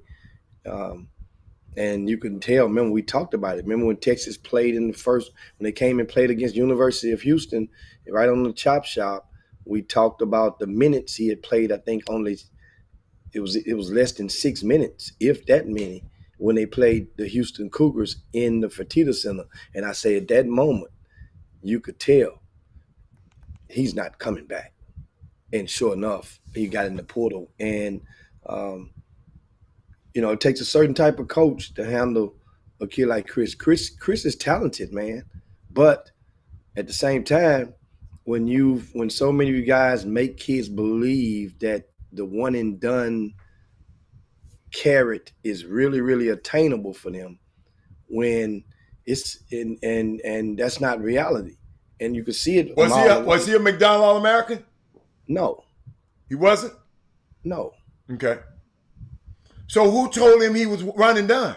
Well, remember that was part of the lure, or part of the package that sold him into leaving Elkins High School in Fort Bend ISD for Montgomery. To say, okay, you can go there. I get to play on TV a lot. I get to play all these guys, boost my stock. At the time, he was around about 80-ish range in the country. And I can, if I do what I'm supposed to do, take names, kick butt, and I will probably propel myself into McDonald's consideration. Well, that did not happen. You saw that a mile away. And my thing was, if you can't dominate, I said to you guys repeatedly, if you can't consistently dominate against 15, 16, 17, 18-year-olds, then how should anyone expect you to be able to move the needle against 19, 20, 21, 22, 23, 24, and in some cases 25-year-olds? So, but he ends up now. Last time I think was on Monday, I think with Doug Jones was on. We were on the Chop Shop, and I projected. I said, well, we were talking about transfer portal kids. We went through the whole list, but pretty much most of the list out. We went through the list of transfer portal, and you got to Chris Johnson. I say, well, the streets are whispering either Chris Johnson or Arterio Morris to McNeese. And sure enough, within 24 hours, Chris was off the book, because I know that both of them would not be able to be on the same program. You only can, but not both of them. You take one, but not both. And so now that means with Chris going to SFA, then it all signs point. Why would these two guys not pursue Power 5 opportunities? Well, they tried. I mean, you're out there, your name is out there. Remember now, with Arterio's a little bit different, because a lot of people didn't want to touch because of the accusations, which his case, by the way, in case you didn't know, the main one has been dismissed. Reportedly, it has been dismissed. Yeah. And so I saw Nick Smith during the Final Four, and he was saying that it was forthcoming, which it has. So once again, in case you didn't know, those accusations, the legal problems that Arterio Morris, formerly of Dallas Kimball High School, had in front of him, they had been dismissed. Remember now, they had another accusation that didn't really, I don't think it didn't go to the legal, to the courts or anything. So that was one of those things. So a lot of people was just shielding back. and that was a reason for not pursuing Arterio Morris. Different. Chris Johnson has no legal restraints or hindrances applied to him. So it's kind of two different things. Now, don't get it twisted. Some coaches just don't want to touch it. Certain situations, and that's probably what held and what was holding back the Arterio Morris. Now he's been exonerated in a sense. Who knows? Maybe it would take a coach to go and do the homework that knew him and believe in him and give him the opportunity. He's a McDonald's All-American. Now Chris Johnson, right. Arterio Morris is. That's right. Okay. And so he's really, really talented. And remember, he played the first year at University of Texas before transferring over to Kansas. It's like him and Chris Johnson, they basically they swapped spots, so to speak. But we'll see how this goes. Eventually, as the old saying, we say it all the time, eventually they all end up where they belong. And so that means if Chris Johnson comes to SFA and he balls out, then he will have relit the candle, and you got to get it out the mud, kind of like a PJ Haggerty. That's what I think this role would probably be similar to as PJ Haggerty at Tulsa, that role, not the PJ Haggerty role at TCU. I'm thinking that if he does that, then his stock becomes more valuable, and the future, his best days will be ahead of him on the basketball court. We'll see how that goes. Also, your little fella, he found him a home. Keontae Cornelius. You sure got an infinity for this young man. You sure be worried about what did that mean? You got something, boy. He going to Alcorn. He's leaving Jackson State, going to Alcorn. I mean, because Alcorn didn't appreciate his brilliance. So Jackson State didn't appreciate his brilliance. So he taking his talents down there to Lorman, Mississippi. How about that? Now. I like that, man. I love it, man. He's a great young man. Keontae Cornelius, great young man. Whenever I'm on the road, he see me, he stop everything he doing to come check, make sure I'm okay. So yes, pretty good coach down there too at Alcorn. That's good stuff. That's good stuff for him. Right. Being that, because it was wondering, and I was just like, well, man, where you gonna go? He got somewhere to go. And the dad said, we got option. But at the same time, the dad said that before. He got options. That boy playing college basketball, man. And he was a vital part. At the Division I level. And what I'm curious about? You just made me think about something. I'm curious to see, before, without even looking, what he did in the 2 games against Alcorn.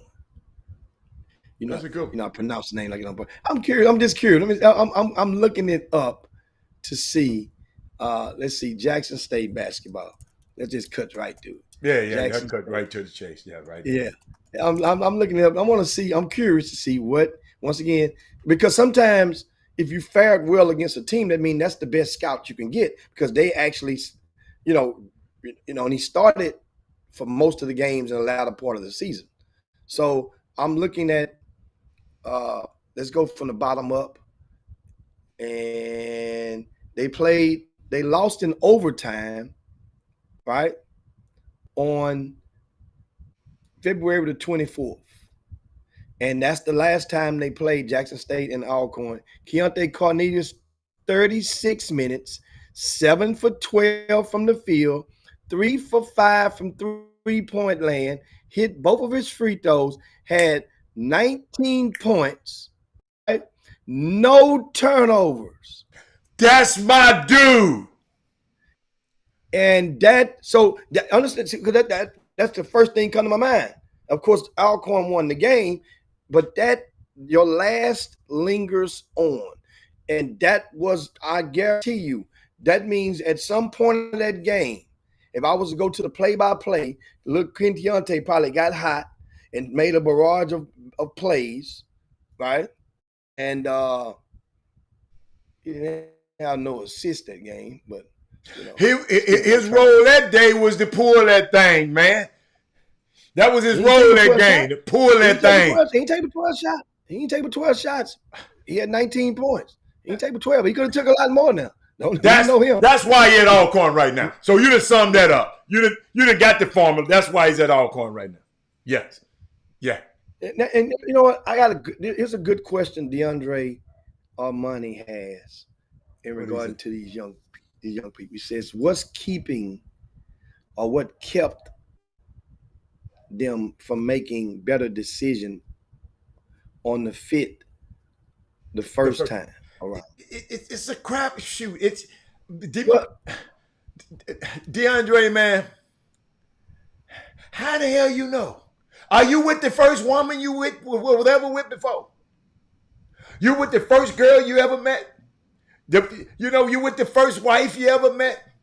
Sometimes things just don't work out, man. You can say, I do. You can say, to death do us part. But, man, when you go, Jimmy, I got to give these parents one more nugget I gave. I said, I never forget, when my son hit that campus, I talked to the coach, the head coach. I said, Coach, if he ever do something, Coach, and it's so bad that you got to make a drastic decision, give me a chance to work it out first before you make a decision. I said, no matter what it is, Coach, I looked him straight in the eye, give me a chance to work it out. Because I ain't smart enough to know, Coach, I don't know what the hell he going to do 1,700 miles away from home. This is his first time ever being away from home. So let me tell you something. I don't know what's going to happen when he get up there with all the pretty little co-heads. I said, Coach, but if something happens, let me be the first to be able to fix it before you make a drastic decision. Y'all got to talk to coaches like that. You have to talk to people like that. Because stuff happens on these college campuses. What's the boy, Xavier, the little kid that went up there, Jimmy, from Dayton? Changed the program's whole. Got in a little trouble. Yeah, can't change the whole. The coach got fired because of that. So my thing is, DeAndre, you just don't know what the fit going to be. Penny Hardaway's son was there. He got in the portal because he done found out he wanted to go play for his daddy, but he done found out, man, I want to play more. I ain't not ready to play over here yet. Let me go do something else like Chris, and then maybe I'm ready. So it's just, and you saying that it wasn't the right fit? I mean, you just never know, man, in this college basketball. Jimmy, that's my take on it. You might have a different take on it because, me talking to the players a lot, you just never know. But keep going. Well, one of the things I can add to that is that understand, DeAndre, a lot of these kids are going for the bag and playing. Talking about these days. Yes. Okay. They're going for the bag. Mm-hmm. And bag meaning the NIL money or the best deals they can get without consideration for the playing time. They're figuring, thinking that because I've been told that I'm the man, let me get this bag. I ain't worried about nothing. Then 2 weeks later, hell, it's going on right now. Jimmy, that's not all the kids, though. No, I say a lot of these kids are going for the bag. Remember, that was the first thing. They're going to get a better situation. I think kids are going to get a better situation for them. Think about it. The first thing we heard when Chris Johnson had committed to Kansas initially when he was at Montverde was that he's going to get this much of NIL deal. Yep, that was getting the bag. I didn't hear that because I don't. That was the deal was in place, and then guess what? He got backed out of the driveway and went over to Texas, which he's gonna get this back. So, not necessarily thinking about the Alfio, what happened to the Texas bag? But keep going, Jim. and then what happens is, like I said, the people, everybody's influenced by somebody, and there are too many. See, the kids and the families. But Jimmy, if you got the bag at Texas, hold on, Jimmy. If you got the bag at Texas, why you want to leave Texas? Because now you want to play. Now you want to play. Yes, that's how most of them, in most cases. So bag first, Play then second. they'll worry about, they'll figure it out later on. Okay. They're trying to get, but at the same time, the Okay, people I that like are that. giving the bags out, people are quickly finding out that they're not as dumb as you might think they may be. They're wording that money to come at different intervals. Whereas your ass got to come and meet this and do this. That bag ain't like y'all think it is. I did not say that a long time ago, and y'all looked at me crazy. No, I'm saying, but people, like I'm saying, the givers, the number might be there, but boy, you got to go and do this. You got to do this. You got to do these. You got to go appear here. You got to make this. You got to make all these. When you guys see these commercials for these University of Houston students, you see a lot of them. They be on a lot of these working. commercials. That's work. You see, follow them on social media. You see so many tweets may come out. You on Instagram, you see so many clips. This is part of their, just a fraction of the things that they are required to do.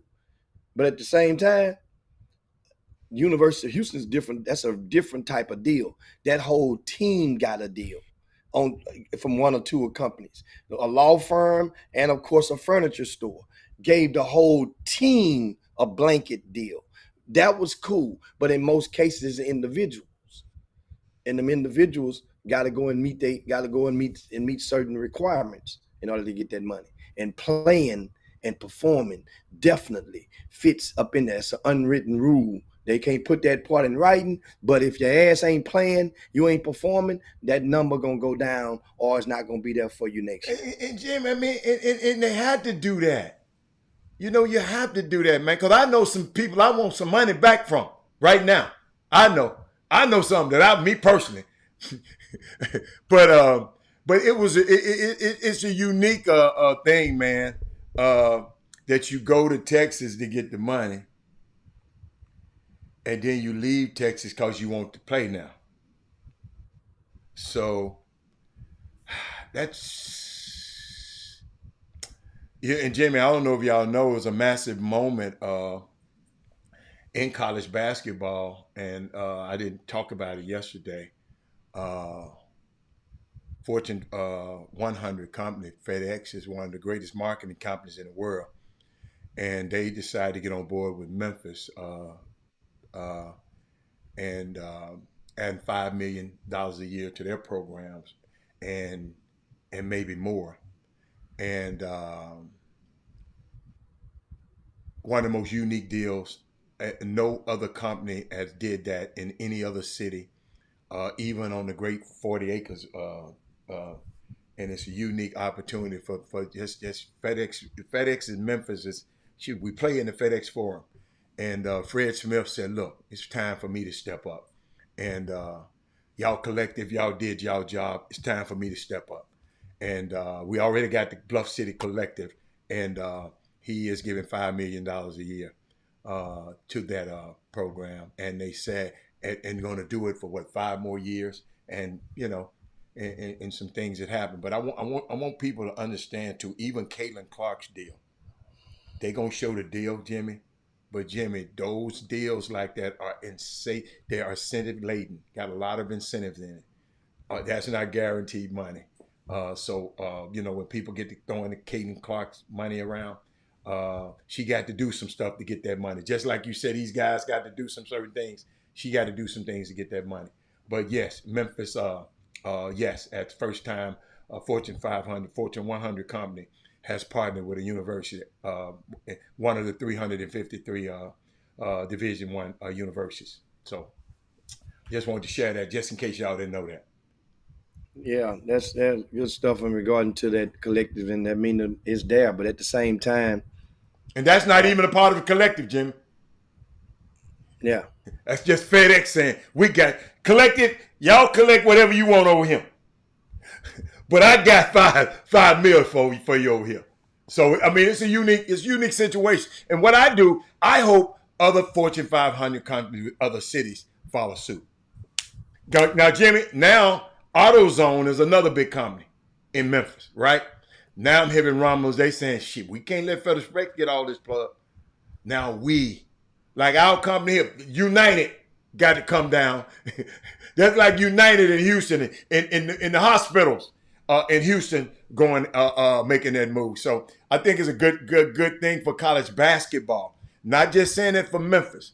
If you notice, I think other Houston, who our big companies here got to jump on board. Texas, whatever, I ain't worried about Texas, but the other other people everywhere. I just wanted to share that with y'all. And of course, this time of year, I see Miss Elkington is on there, and congratulations, her son, former Crosby High School star Sean Elkington, has committed. He went the non-division one He route. balling down there too. Got it out the mud. Remember, I told you he was one of those kids back when he was in the 12th grade. And I say he's one of those kids just ran out of time. He's right there in that gray area. I've told people that he was trending upward, but you ran out of time. You just got to go. And now you had one option, which was to take that non-division one school and dominate, which he did for a couple of years in a row. Double. I think he averaged in college. And now he's being rewarded with the opportunity to play within a good driving distance from his home. His parents can get to see him play. Where are you playing at now? He's even playing Ruston, Louisiana at Louisiana Tech. Okay. So, which is about the same drive, I would think, from Crosby to San Antonio. I think that's where he was, if I'm not mistaken, at one of the schools there. Then he's going up to Ruston. So now he gets to play. And one thing about that Louisiana Tech roster, it has a few guys from the state of Texas on there. Coach Talvin is actually recruiting from the pool from which he knows best, and that's Texas. As an assistant coach, all over at various colleges in the state, he's going and getting it done. And so, like I say, shout out to him, of course. And because those kids, they know each other. A lot of those kids on that's coming in there together, it's on that program. And remember, he started things off now. Wasn't necessarily him, but his boss. It was him. He was an important part in convincing Junior. He got Junior to go there. That's what I'm talking about. Convincing Kenneth Lofton Jr. to come up to Louisiana Tech, and that's where it started. And then they rewarded him when his boss left. They rewarded him with the head job, and he continued to recruit the area and recruit some pretty good ones. Jimmy, I just saw. I love the shout out great men in this business. Three Rivers Junior College. Robert Kirby is the head coach there now. Robert Kirby is the head coach at Three Rivers Junior College. I remember we had I think Cecil Stevenson, a guy from my hometown. He went there. I remember 3 years. I think it's in Pittsburgh. But he's the coach. I don't know if you've seen that yet, but Robert. No, I hadn't seen that. One of the great guys in this sports industry. He didn't get a job last year with nobody, and somebody gave him a job. Because I remember he was trying to get a job at the Final Four when it was here, and he carved out. Great man. Great junior. Hey, if your kid going to junior college, you need to take a look. If you email me at chopshophtx@gmail.com, I'll make sure you get in touch with him, or you can reach out to Jimmy. But great man right there. And so that was the thing. And then against lastly, I don't know. I was looking, of course, on social media. What did happen? And I think I spoke with Ray Meach, put a tweet out the other day on social media, basically. And I think you can pull that thing up, Hal. I don't have it in front of me. I ain't putting it on my screen. And he said was questioning about. Let me Houston. I talked about it a little bit yesterday, but talking about Houston basketball. Keep going. Oh, you did? Yeah, but come on now. You can come on your point of view. Come on. I'm trying to find the initial tweet. The initial tweet. That way, hold up, I got it. What does it say? And then we can go. Where did I put it?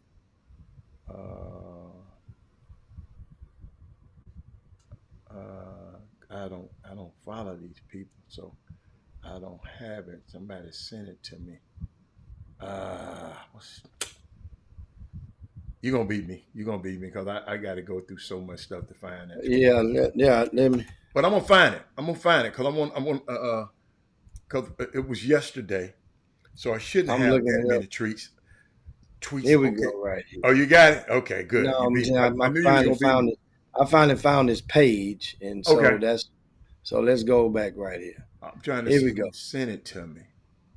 That'll help me a It's, lot. it says, I've got something to say about the climate of Houston grassroots basketball, Okay. but some of you are not going to like it. If you Okay. have a problem with it, fix it. That was the post that started it. I think that started the conversation Okay. um, um, on this topic. And But it's so he, many damn things to fix. oh, absolutely. Where do you start? Well, that's. I mean, Well, I think he narrowed some stuff down. I'm trying to go and I'm looking through and see what was his second. Um, the tweet after the tweet. yeah, I'm looking for the tweet after the tweet, It's so much, man.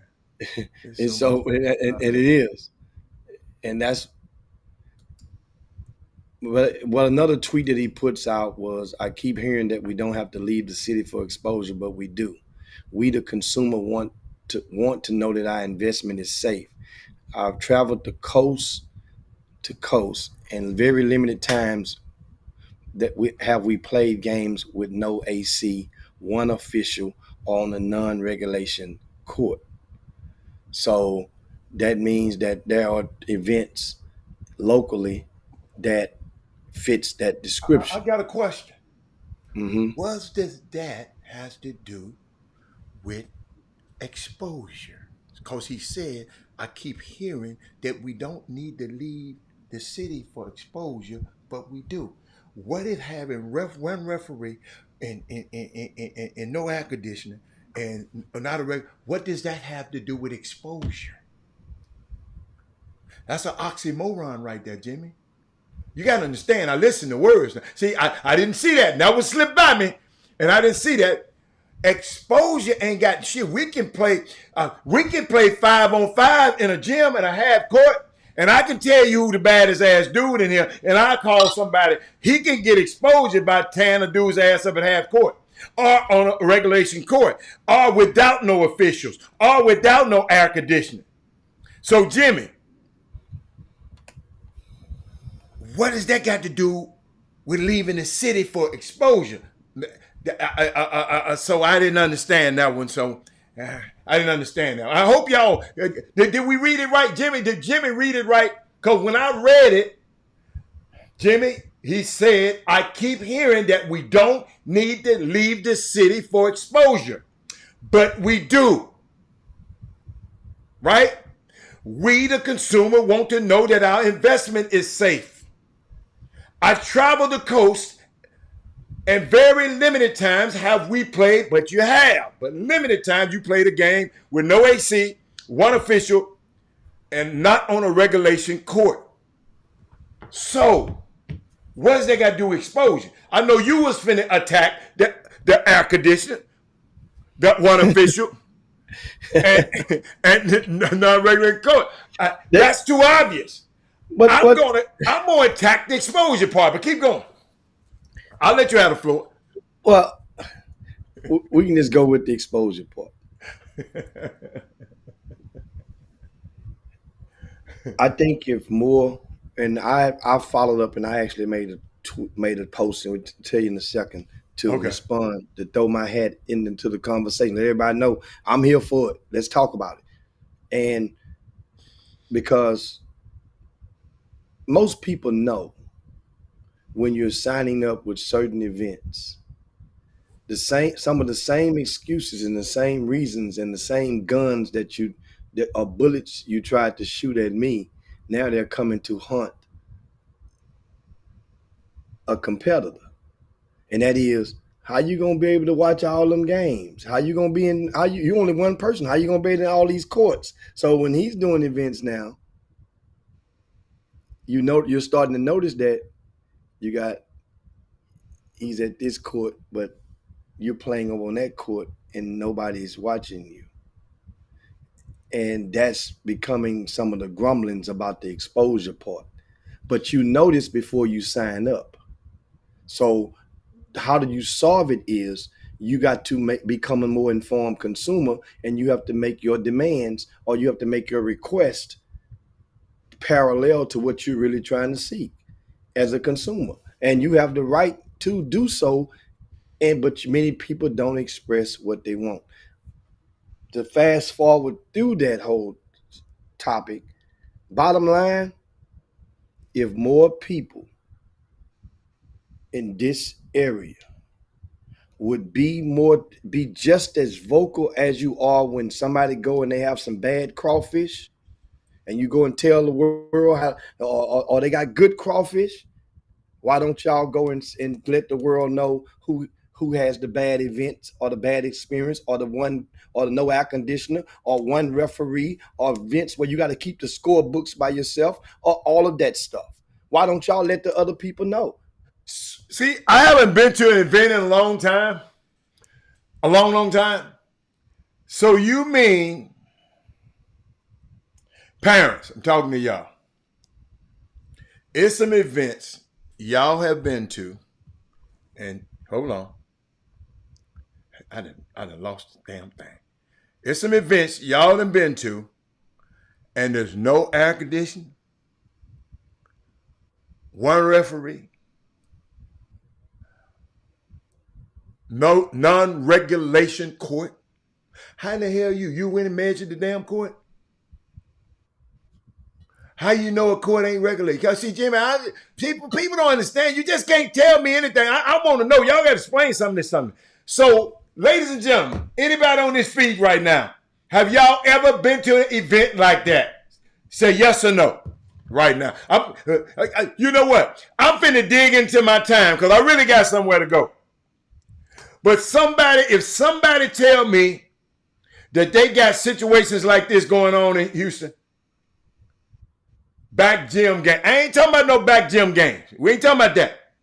Everybody gonna have to be in the back gym someday. I don't think that's the issue here, Jimmy. He didn't say nothing about no back gym. So Kevin Lewis, let's stay on the task at hand. Your ass can't do but one thing at a time now. Let's do it like this. Barry McDonald said he played for me in the 8th grade. I don't want to hear about nobody else that's talking now. If you get on this thing, Coach Atlas, tell me where was that at, Coach Atlas? You say yes. Tell me where and when did you have to go through that? Right now, we're getting it out the way right here on the Chop Shop today. Now, because I'm tired of this going back and forth, and I'm tired of this stuff. Played the Third Ward Super Soakers, and they played what event? What the hell was the name of this event? I don't want to hear about all that other stuff. Y'all, Jimmy, I ain't finna play no games today.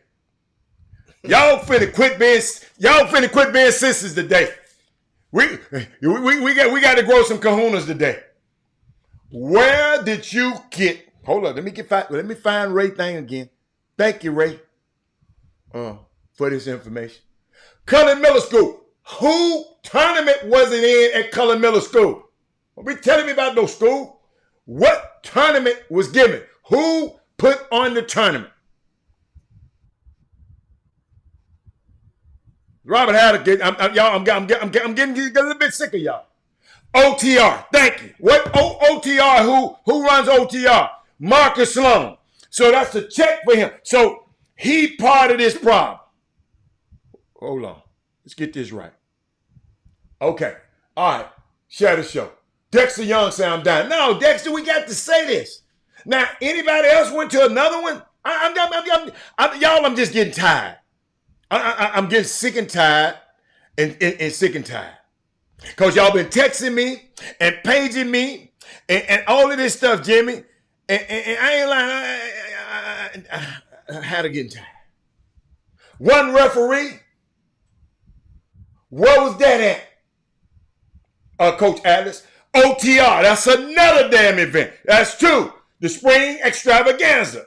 One referee. Keep going. Anybody else? Have you ever been to one of Jimmy's events? And that I know it ain't happened, but have you ever hit? I remember one time, Jimmy. I don't know if you did this event. They had the air conditioning was out, but I don't know if that was your event all the way. No, the air conditioning was out. One of that old sorry ass place with that big ass rat that ain't never going back in no more. And I don't want to speak much on that, but we still are in litigation. Oh, y'all in litigation? Okay. So you just said that shit ain't gonna happen no more. That and I like I said, I don't want to speak much on it because we don't speak on it. Don't even speak on it. They agree, and that company, that owner of that facility, put it like this: Big coach. They falsely rented that place out, knowing that their air was not working. Let me tell you something. Big coach. We did not have no idea air was not working on that one event. That was last year. Big coach and Coach Atlas, man, I thank you, gentlemen. Anytime y'all need some help from me, Chop Shop Htx at gmail.com. Send me your number. Anytime you dudes need some help from me, y'all give me a call. Because I appreciate this. I appreciate it. I mean, I appreciate people coming. That's the whole thing. I ask you guys, and I invite people to let me know what you did wrong and what I'm doing wrong. Yes. You know, it takes a different type of man to say, okay, but look, if I'm doing no, it wrong, don't. It just take a man. I mean, you probably don't do that in that area in your life. That's what you take pride in that. See, ain't nobody perfect.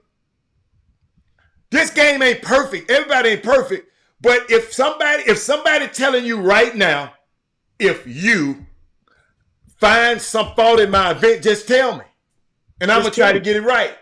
Exactly.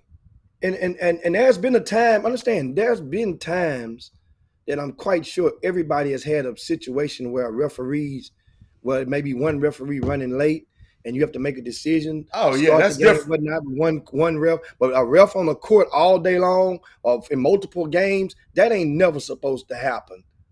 So that kind of stuff happens. Okay, so somebody said, no, okay, that's enough. Keep going. Coach said, I asked, let me put that on the screen so y'all ain't trying to talk, but we got to quit lip and quit tipping through the damn tulips around here. He said, I asked our director, please don't put us in them damn tournaments anymore. That's how you stop it, ladies and gentlemen. Yeah, and you got to get 2 or more additional parents on that particular team to echo your sentiments, and trust me, he's that tournament, that program director will have to make a business decision. You're going to follow the lead of what your constituents want or don't want, or you're going to buck it and say, you know what, y'all can leave if y'all don't want to play, because I'm gonna stay down with it. But my thing is, like I said before, if more people would just say that, it's funny, once again, we can go to restaurants and they can mess up your food or the food nasty. Yeah, you're going to mess up sometime. Especially the black restaurants. We ain't quick to let people know, oh man, they going to charge this much for valet. They going to charge this. They going to pay those. They going to tax you. They going to put taxes on top of the bill. I be saving them on this show because I've been saving them. I don't treat them like that. What I do is just don't go back. They just don't go back. That's all I do. But at the same time, your actions will show. But and I said it earlier, y'all know some of the problems exist before you even enter, and y'all keep going back. What type of fool does that make you? I want to ask them people, Big Coach, why do the director constantly do this? I'm just trying to find out, man. I'm just trying to find. Is there anybody else? Hey, call your. I know y'all gonna be around here trying to tweet this out and tell people, man, ain't nobody talking about nobody. Y'all put this shit on the screen. I'm just trying to expose what's going on because people tweeting about it. Don't tweet about it when you can come on here and talk about it.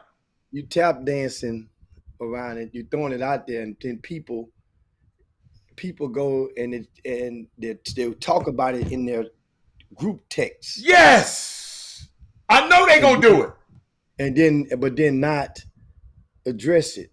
Here you go. Man, I don't want to Here get go it. Aaron Wilson. Nobody wants to hurt people's feelings. No, it ain't about hurting no feelings. It ain't about hurting people's Jimmy, feelings. you're constantly emailing me about stuff your kids ain't getting this, your kids ain't getting this, your kids ain't getting this. This city ain't this. This city ain't this. This city ain't. I'm telling y'all, your damn kids ain't good enough. I've been going to these games. Ain't nowhere in the world I'm a college coach finna lose my job messing with some of these little old non-playing ass kids around here. I'm just telling y'all that. You get mad at me all you want. But Aaron Wilford said, I went to both RTO events and RCS events. Only request I have for both is, can we work together for... Nobody doing that shit. Don't come on. We don't want to hear that. They ain't finna do that. So you keep on going to both events all you damn want to, Aaron Wilford.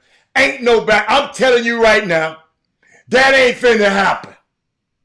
All right? They done tried that. It was a kumbaya meeting, and that ain't finna happen. So you can take that comment right there. I wish I hadn't never put it on the screen. You go, hey, Malcolm X and Martin Luther King didn't get along on every issue. Adam Clayton Powell couldn't stand Martin Luther King because he's from up north and he was on south. That ain't got nothing to do. That ain't hurting no damn basketball. And I'm going to say it right here in front of Jimmy, and I hope how Sloan is. Sloan and Jimmy ain't hurting no goddamn, ain't no basketball around here. I repeat, they ain't hurt. It's y'all crazy asses with this, I'm going to both events. No, your ass better choose. I'm just going to sit here on the fence. Anybody on the fence, I don't want nobody on the fence. You choose. Because you're over here, talking over here. Then you're over here, talking over here. No, choose, Mr. Wilford. All of that, I'm going to both events. No, hell no. Those guys are not doing nothing to hurt this basketball community. It's y'all not paying attention. The man that told you, make the request. If my event ain't good, make the request. I'm going to make it better.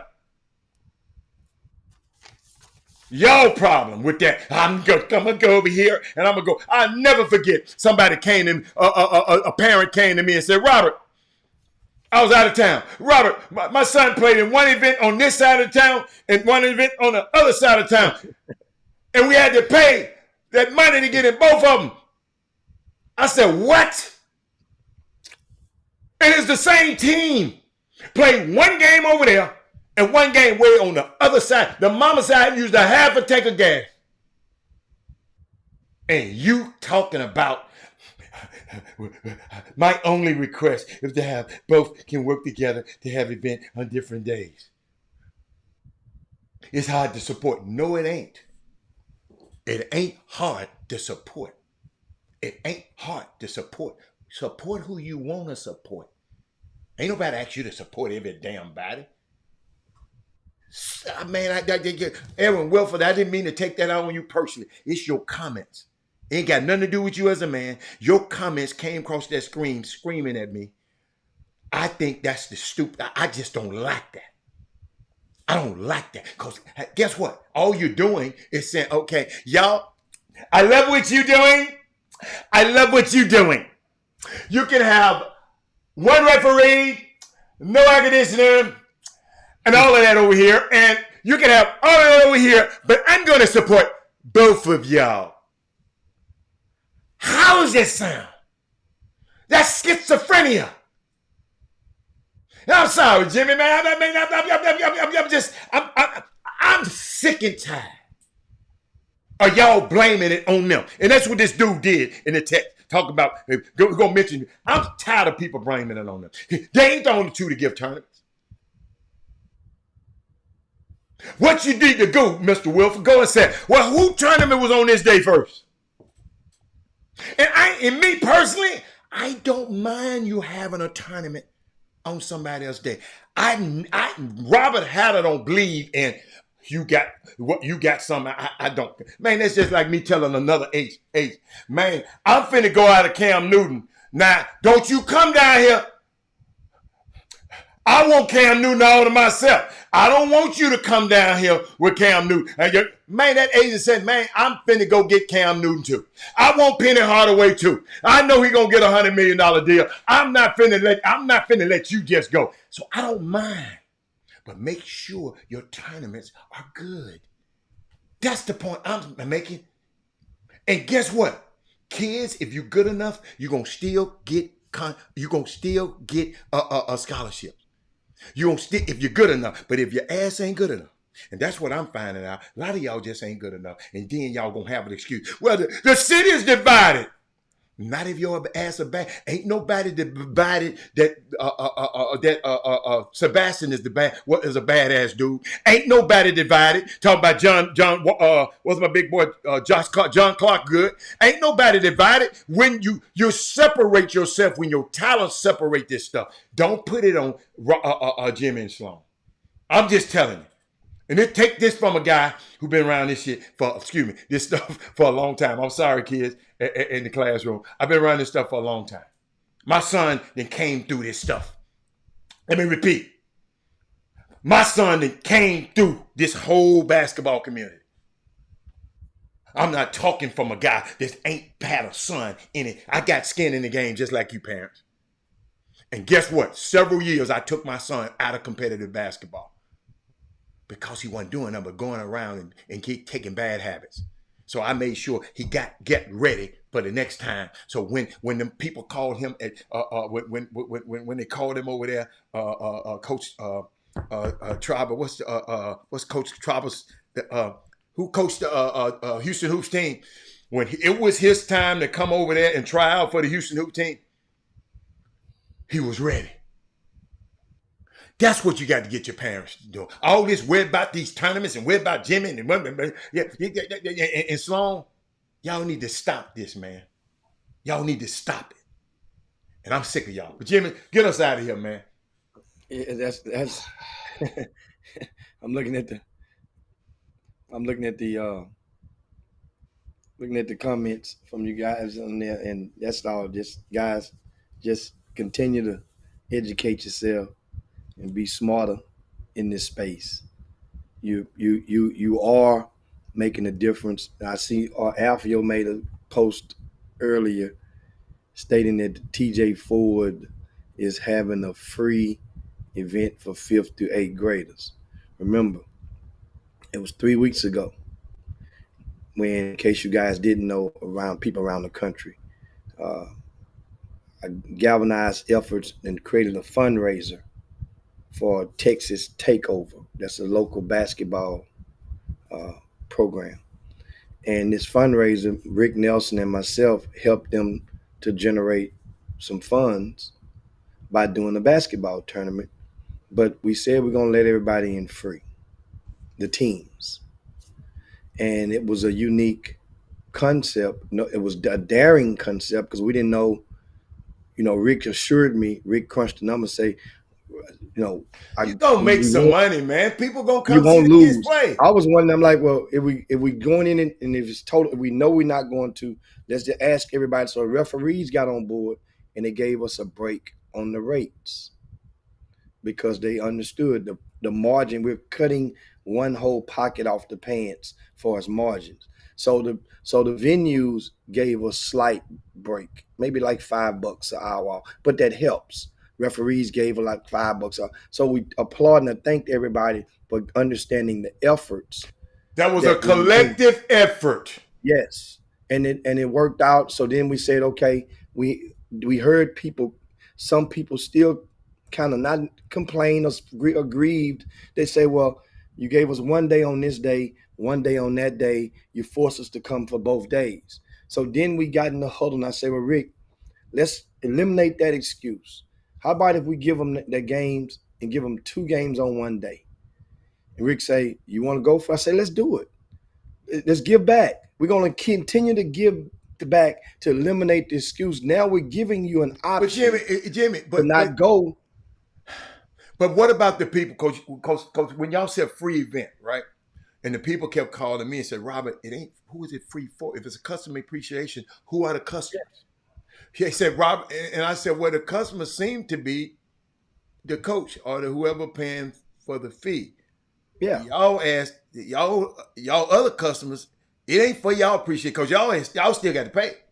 Well, here's the deal, and I'm glad you brought that up and get up out of this. Is a very, very important question and topic, and I want you guys to really listen and receive this, what I'm saying. In the way that Rick looks at it, because Rick asked me to relay this message to you guys. By waiving the entry fee for these teams in multiple instances, meaning that this is our second one coming up this weekend, free event. Oh, it's another event this weekend? This weekend. It's free. And we're giving 2 games on the same day. You don't have to come back the next day. So you're not even handcuffed. You ain't got to buy no weekend pass. You ain't got to do – it's one day, you're getting 2 games. Right? What's the name of this event? Kingwood Live.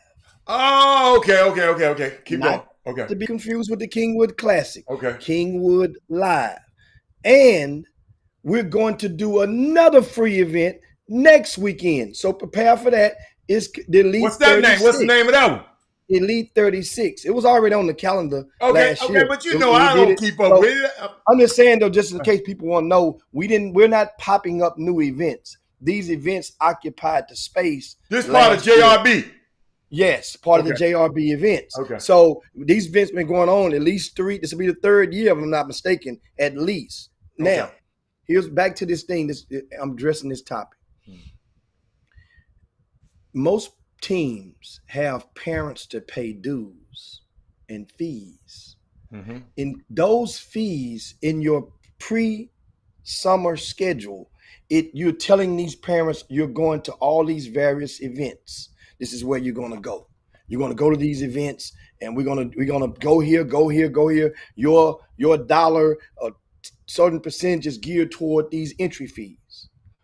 We are waiving the entry fees that most of you parents have paid already, part of your dues, to earmark. That's for the team entry fees.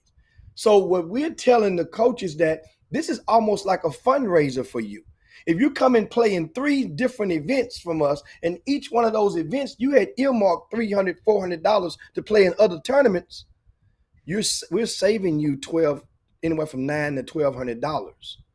Consider that our fundraising. Now, what can you do as a team? Here's the thing: team coaches, directors, parents. Why don't you suggest to your coach the money that they're saving when you guys have practice on Thursdays? Most teams practice on Tuesdays and Thursdays in grassroots basketball. Why don't you have and give and pass it forward and offer to pay the door fee for at least 5 of your parents? The money is already earmarked and already has been prepaid by those said parents in the first place. So you can pass it along. Otherwise, where the hell is that money going? So here's the deal on that. You got to hold yourselves accountable. Let me get back on this screen. Y'all can't talk about where them folks' money going. Everybody asking nobody else what their money going. You can't be asking them parents where their money going. It's where your money is going. Ain't not where nobody else's money going. You paying your dues. You don't know where your dues is going. Well, you got hold on. Let me get myself back on here. You know, wait a minute. Hold on. Let me see. That's your money. You paying for dues. Okay, so why didn't they tell you? It ain't your money no more when you pay it. It ain't your money no more after you paid it. So my thing is, and see, I don't like that part. Cause then them parents, Jimmy, these parents, you can't do that. Cause I ain't finna put these boys in a bad situation like that. What you do though, every one of those tournaments directors, you are given, I don't know how much it costs. First of all, I said, what's the normal cost of me to get in this event?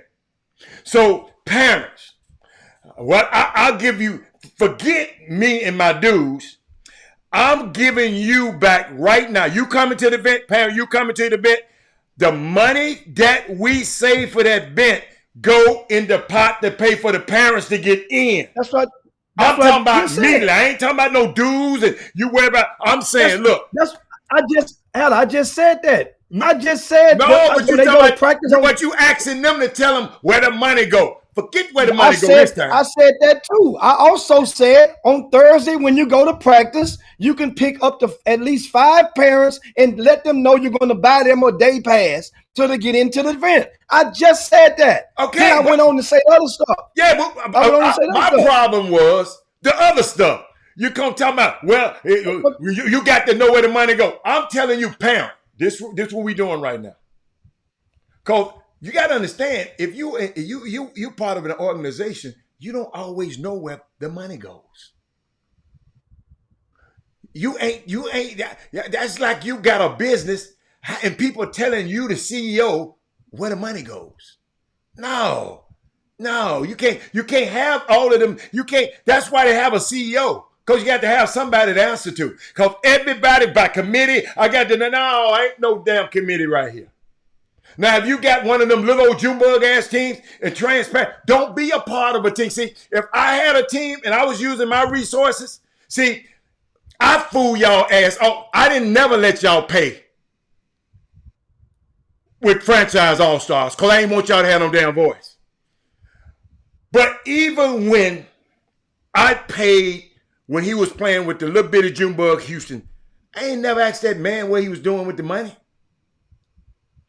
When my son went there, he played. They got the uniform. They got everything. They got. I just never have. But all I'm saying, we got a free event this weekend. If we go to this event, how much? I calculate how much money I usually pay in an event. And I'm the event operator. I'm gonna say, look here. This how much money it's gonna cost you getting this event. This how many of the passes we can pay for. And let's however we gonna do this, parents. Now you can do that. Well, you do a little raffle if you. However you do that. That's but Jimmy, that's immediate because usually you paying those dues monthly. Some people pay months in advance. Some people pay for the whole year. Because I don't feel like nobody coming back. That's all I'm saying. All they're talking about transparency. Transparency in AAU team, what you mean is always best. Transparent. So what that mean? Somebody explain to me what transparency mean. It's always. Tell me who on here own a program. I want to know what they mean by transparency is always best. No.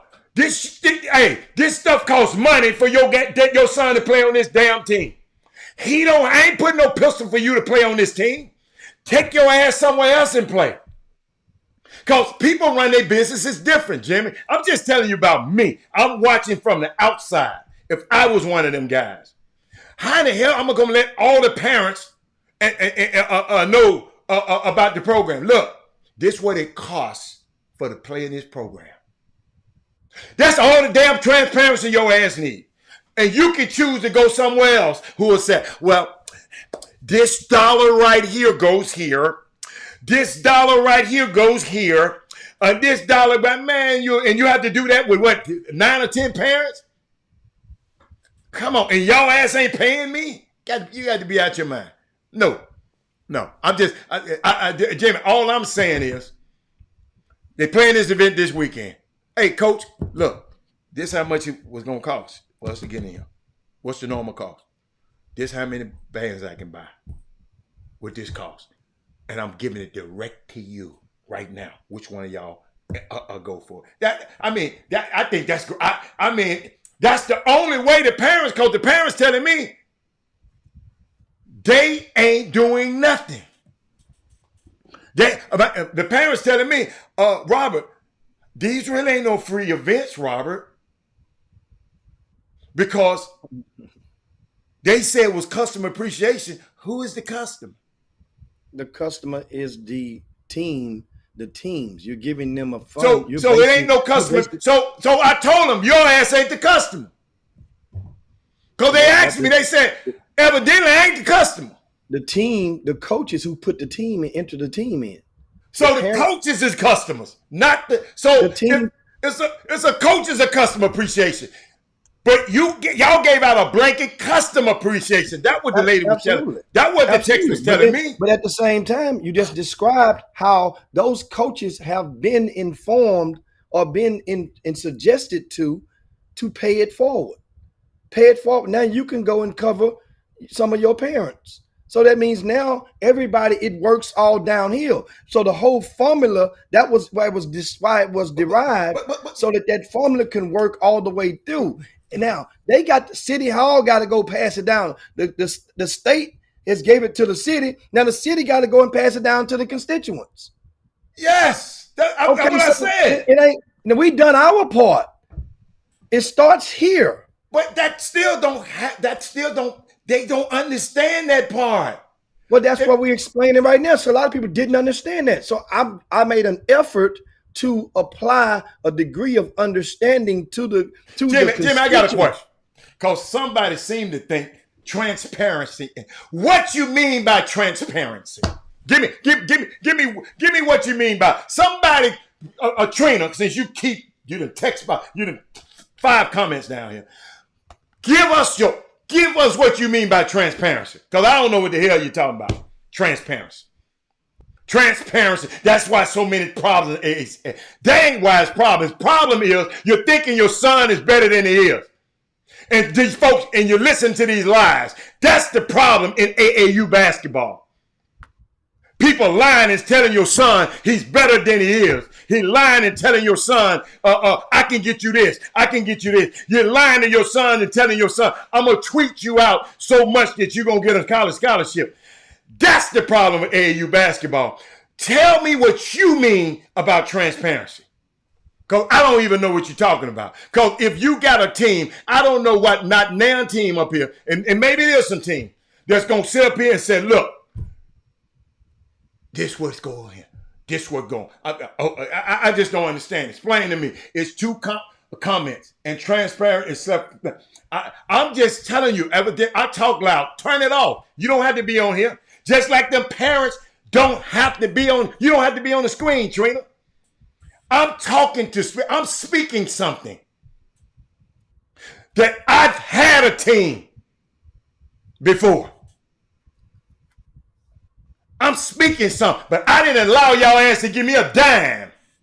Because I don't want you hearing about this. I got this go here, this here. I didn't allow neither one of y'all to give me a dime.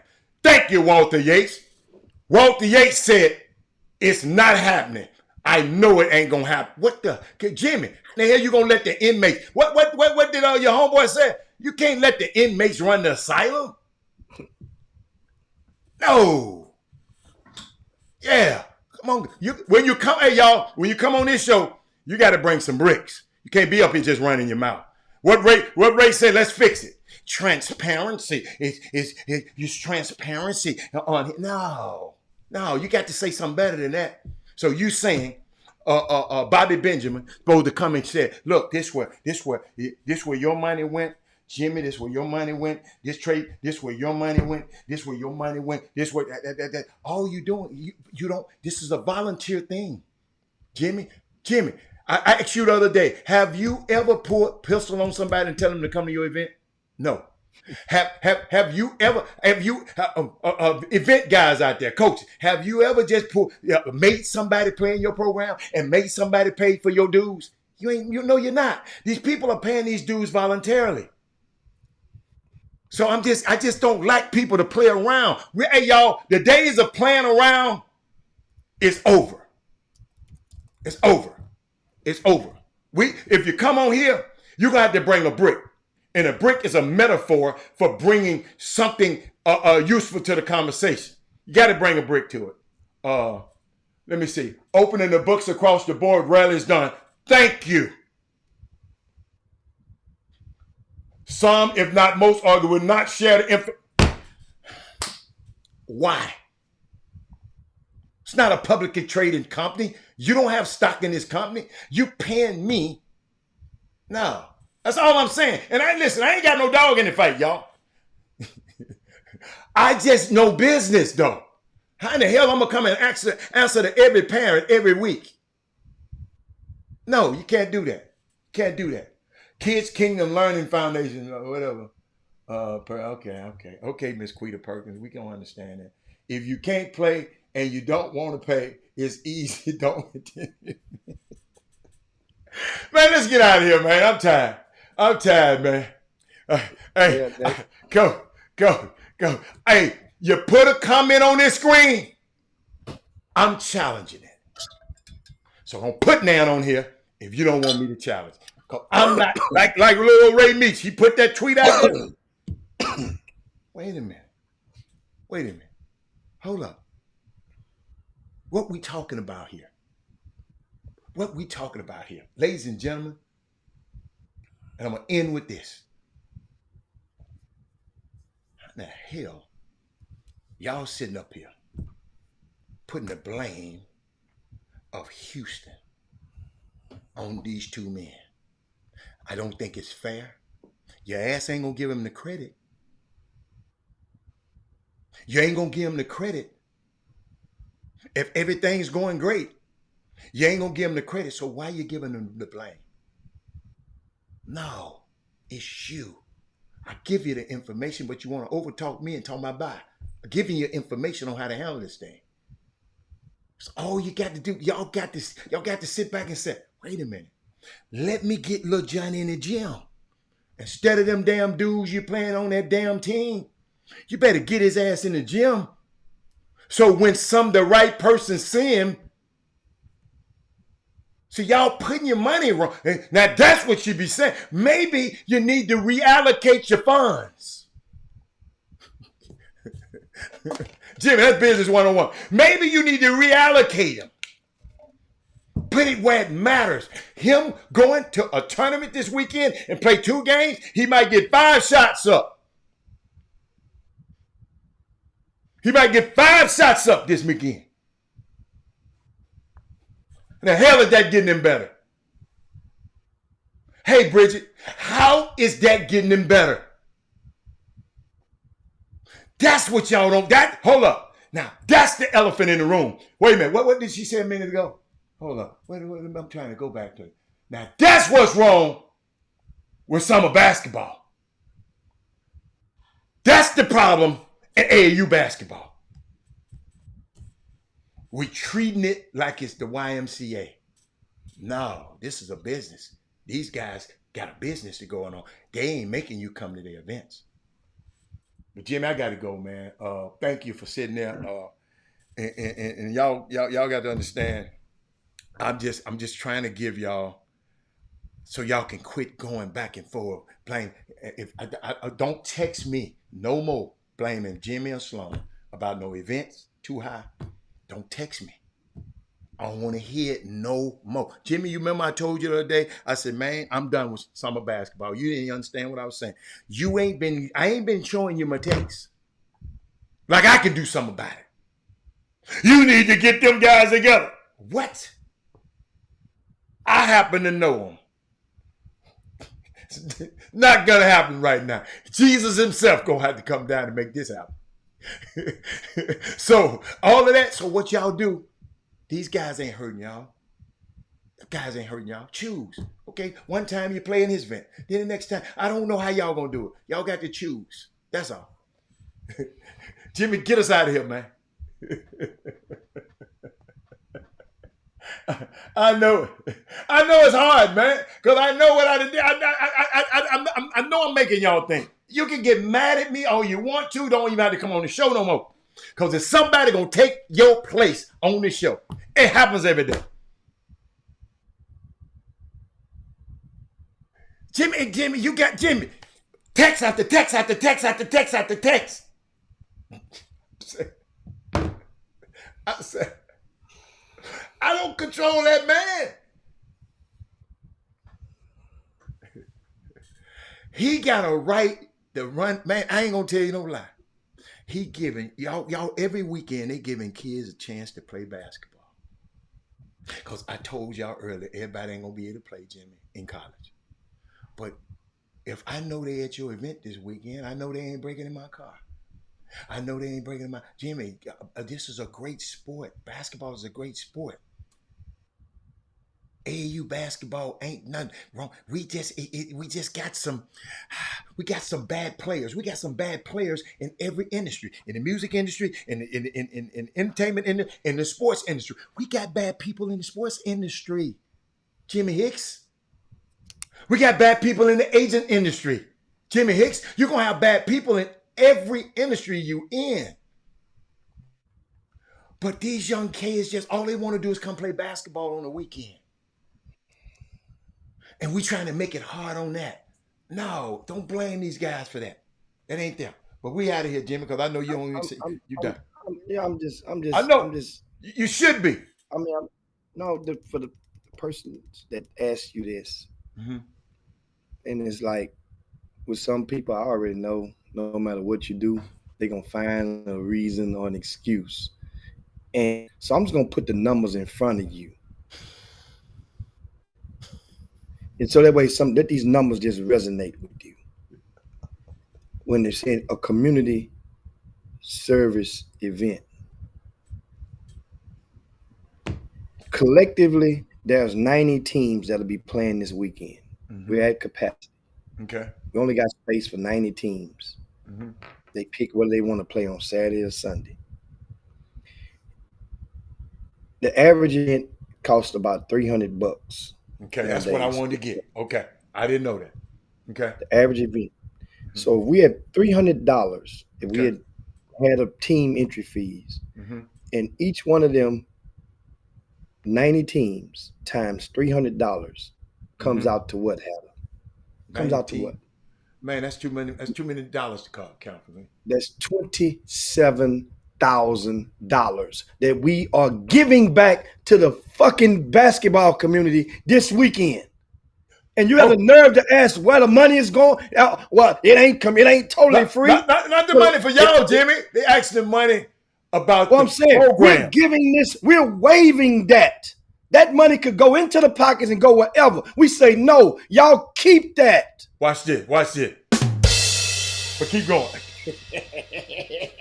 We just did it 2 weeks ago and had 115 teams. So that's some more money.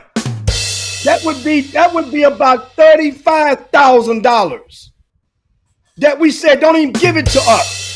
Give it to your kids. Give it to your community. Save that money, and that way now your kids, when they can eat better on the road, whenever you travel, you can go and you can live better in better hotels. You can do that with that money. You have the fucking nerve to sit there and ask, well, hey, it ain't totally free. What's the catch? It ain't no damn catch. It's a person showing you that money, it ain't driven, and my events ain't driven by no money. Everybody, I told you guys the other day, everybody has a price, but everybody can't be bought. Remember that. I'm gone, man. Me too. I had fun. Y'all had a show. Yeah, making excuses after excuses, trying to defend your interest. Jim Hicks, Rob Hatter, you are now tuned in to the Chop Shop. I'm Retro. Let's get it. We in the Chop Shop. We live in the Chop Shop. We talking sports talk. We live in the Chop Shop. We in the Chop Shop. I'm talking sports talk. So turn your dials up. It's live in the Chop Shop. We in the Chop Shop. We live.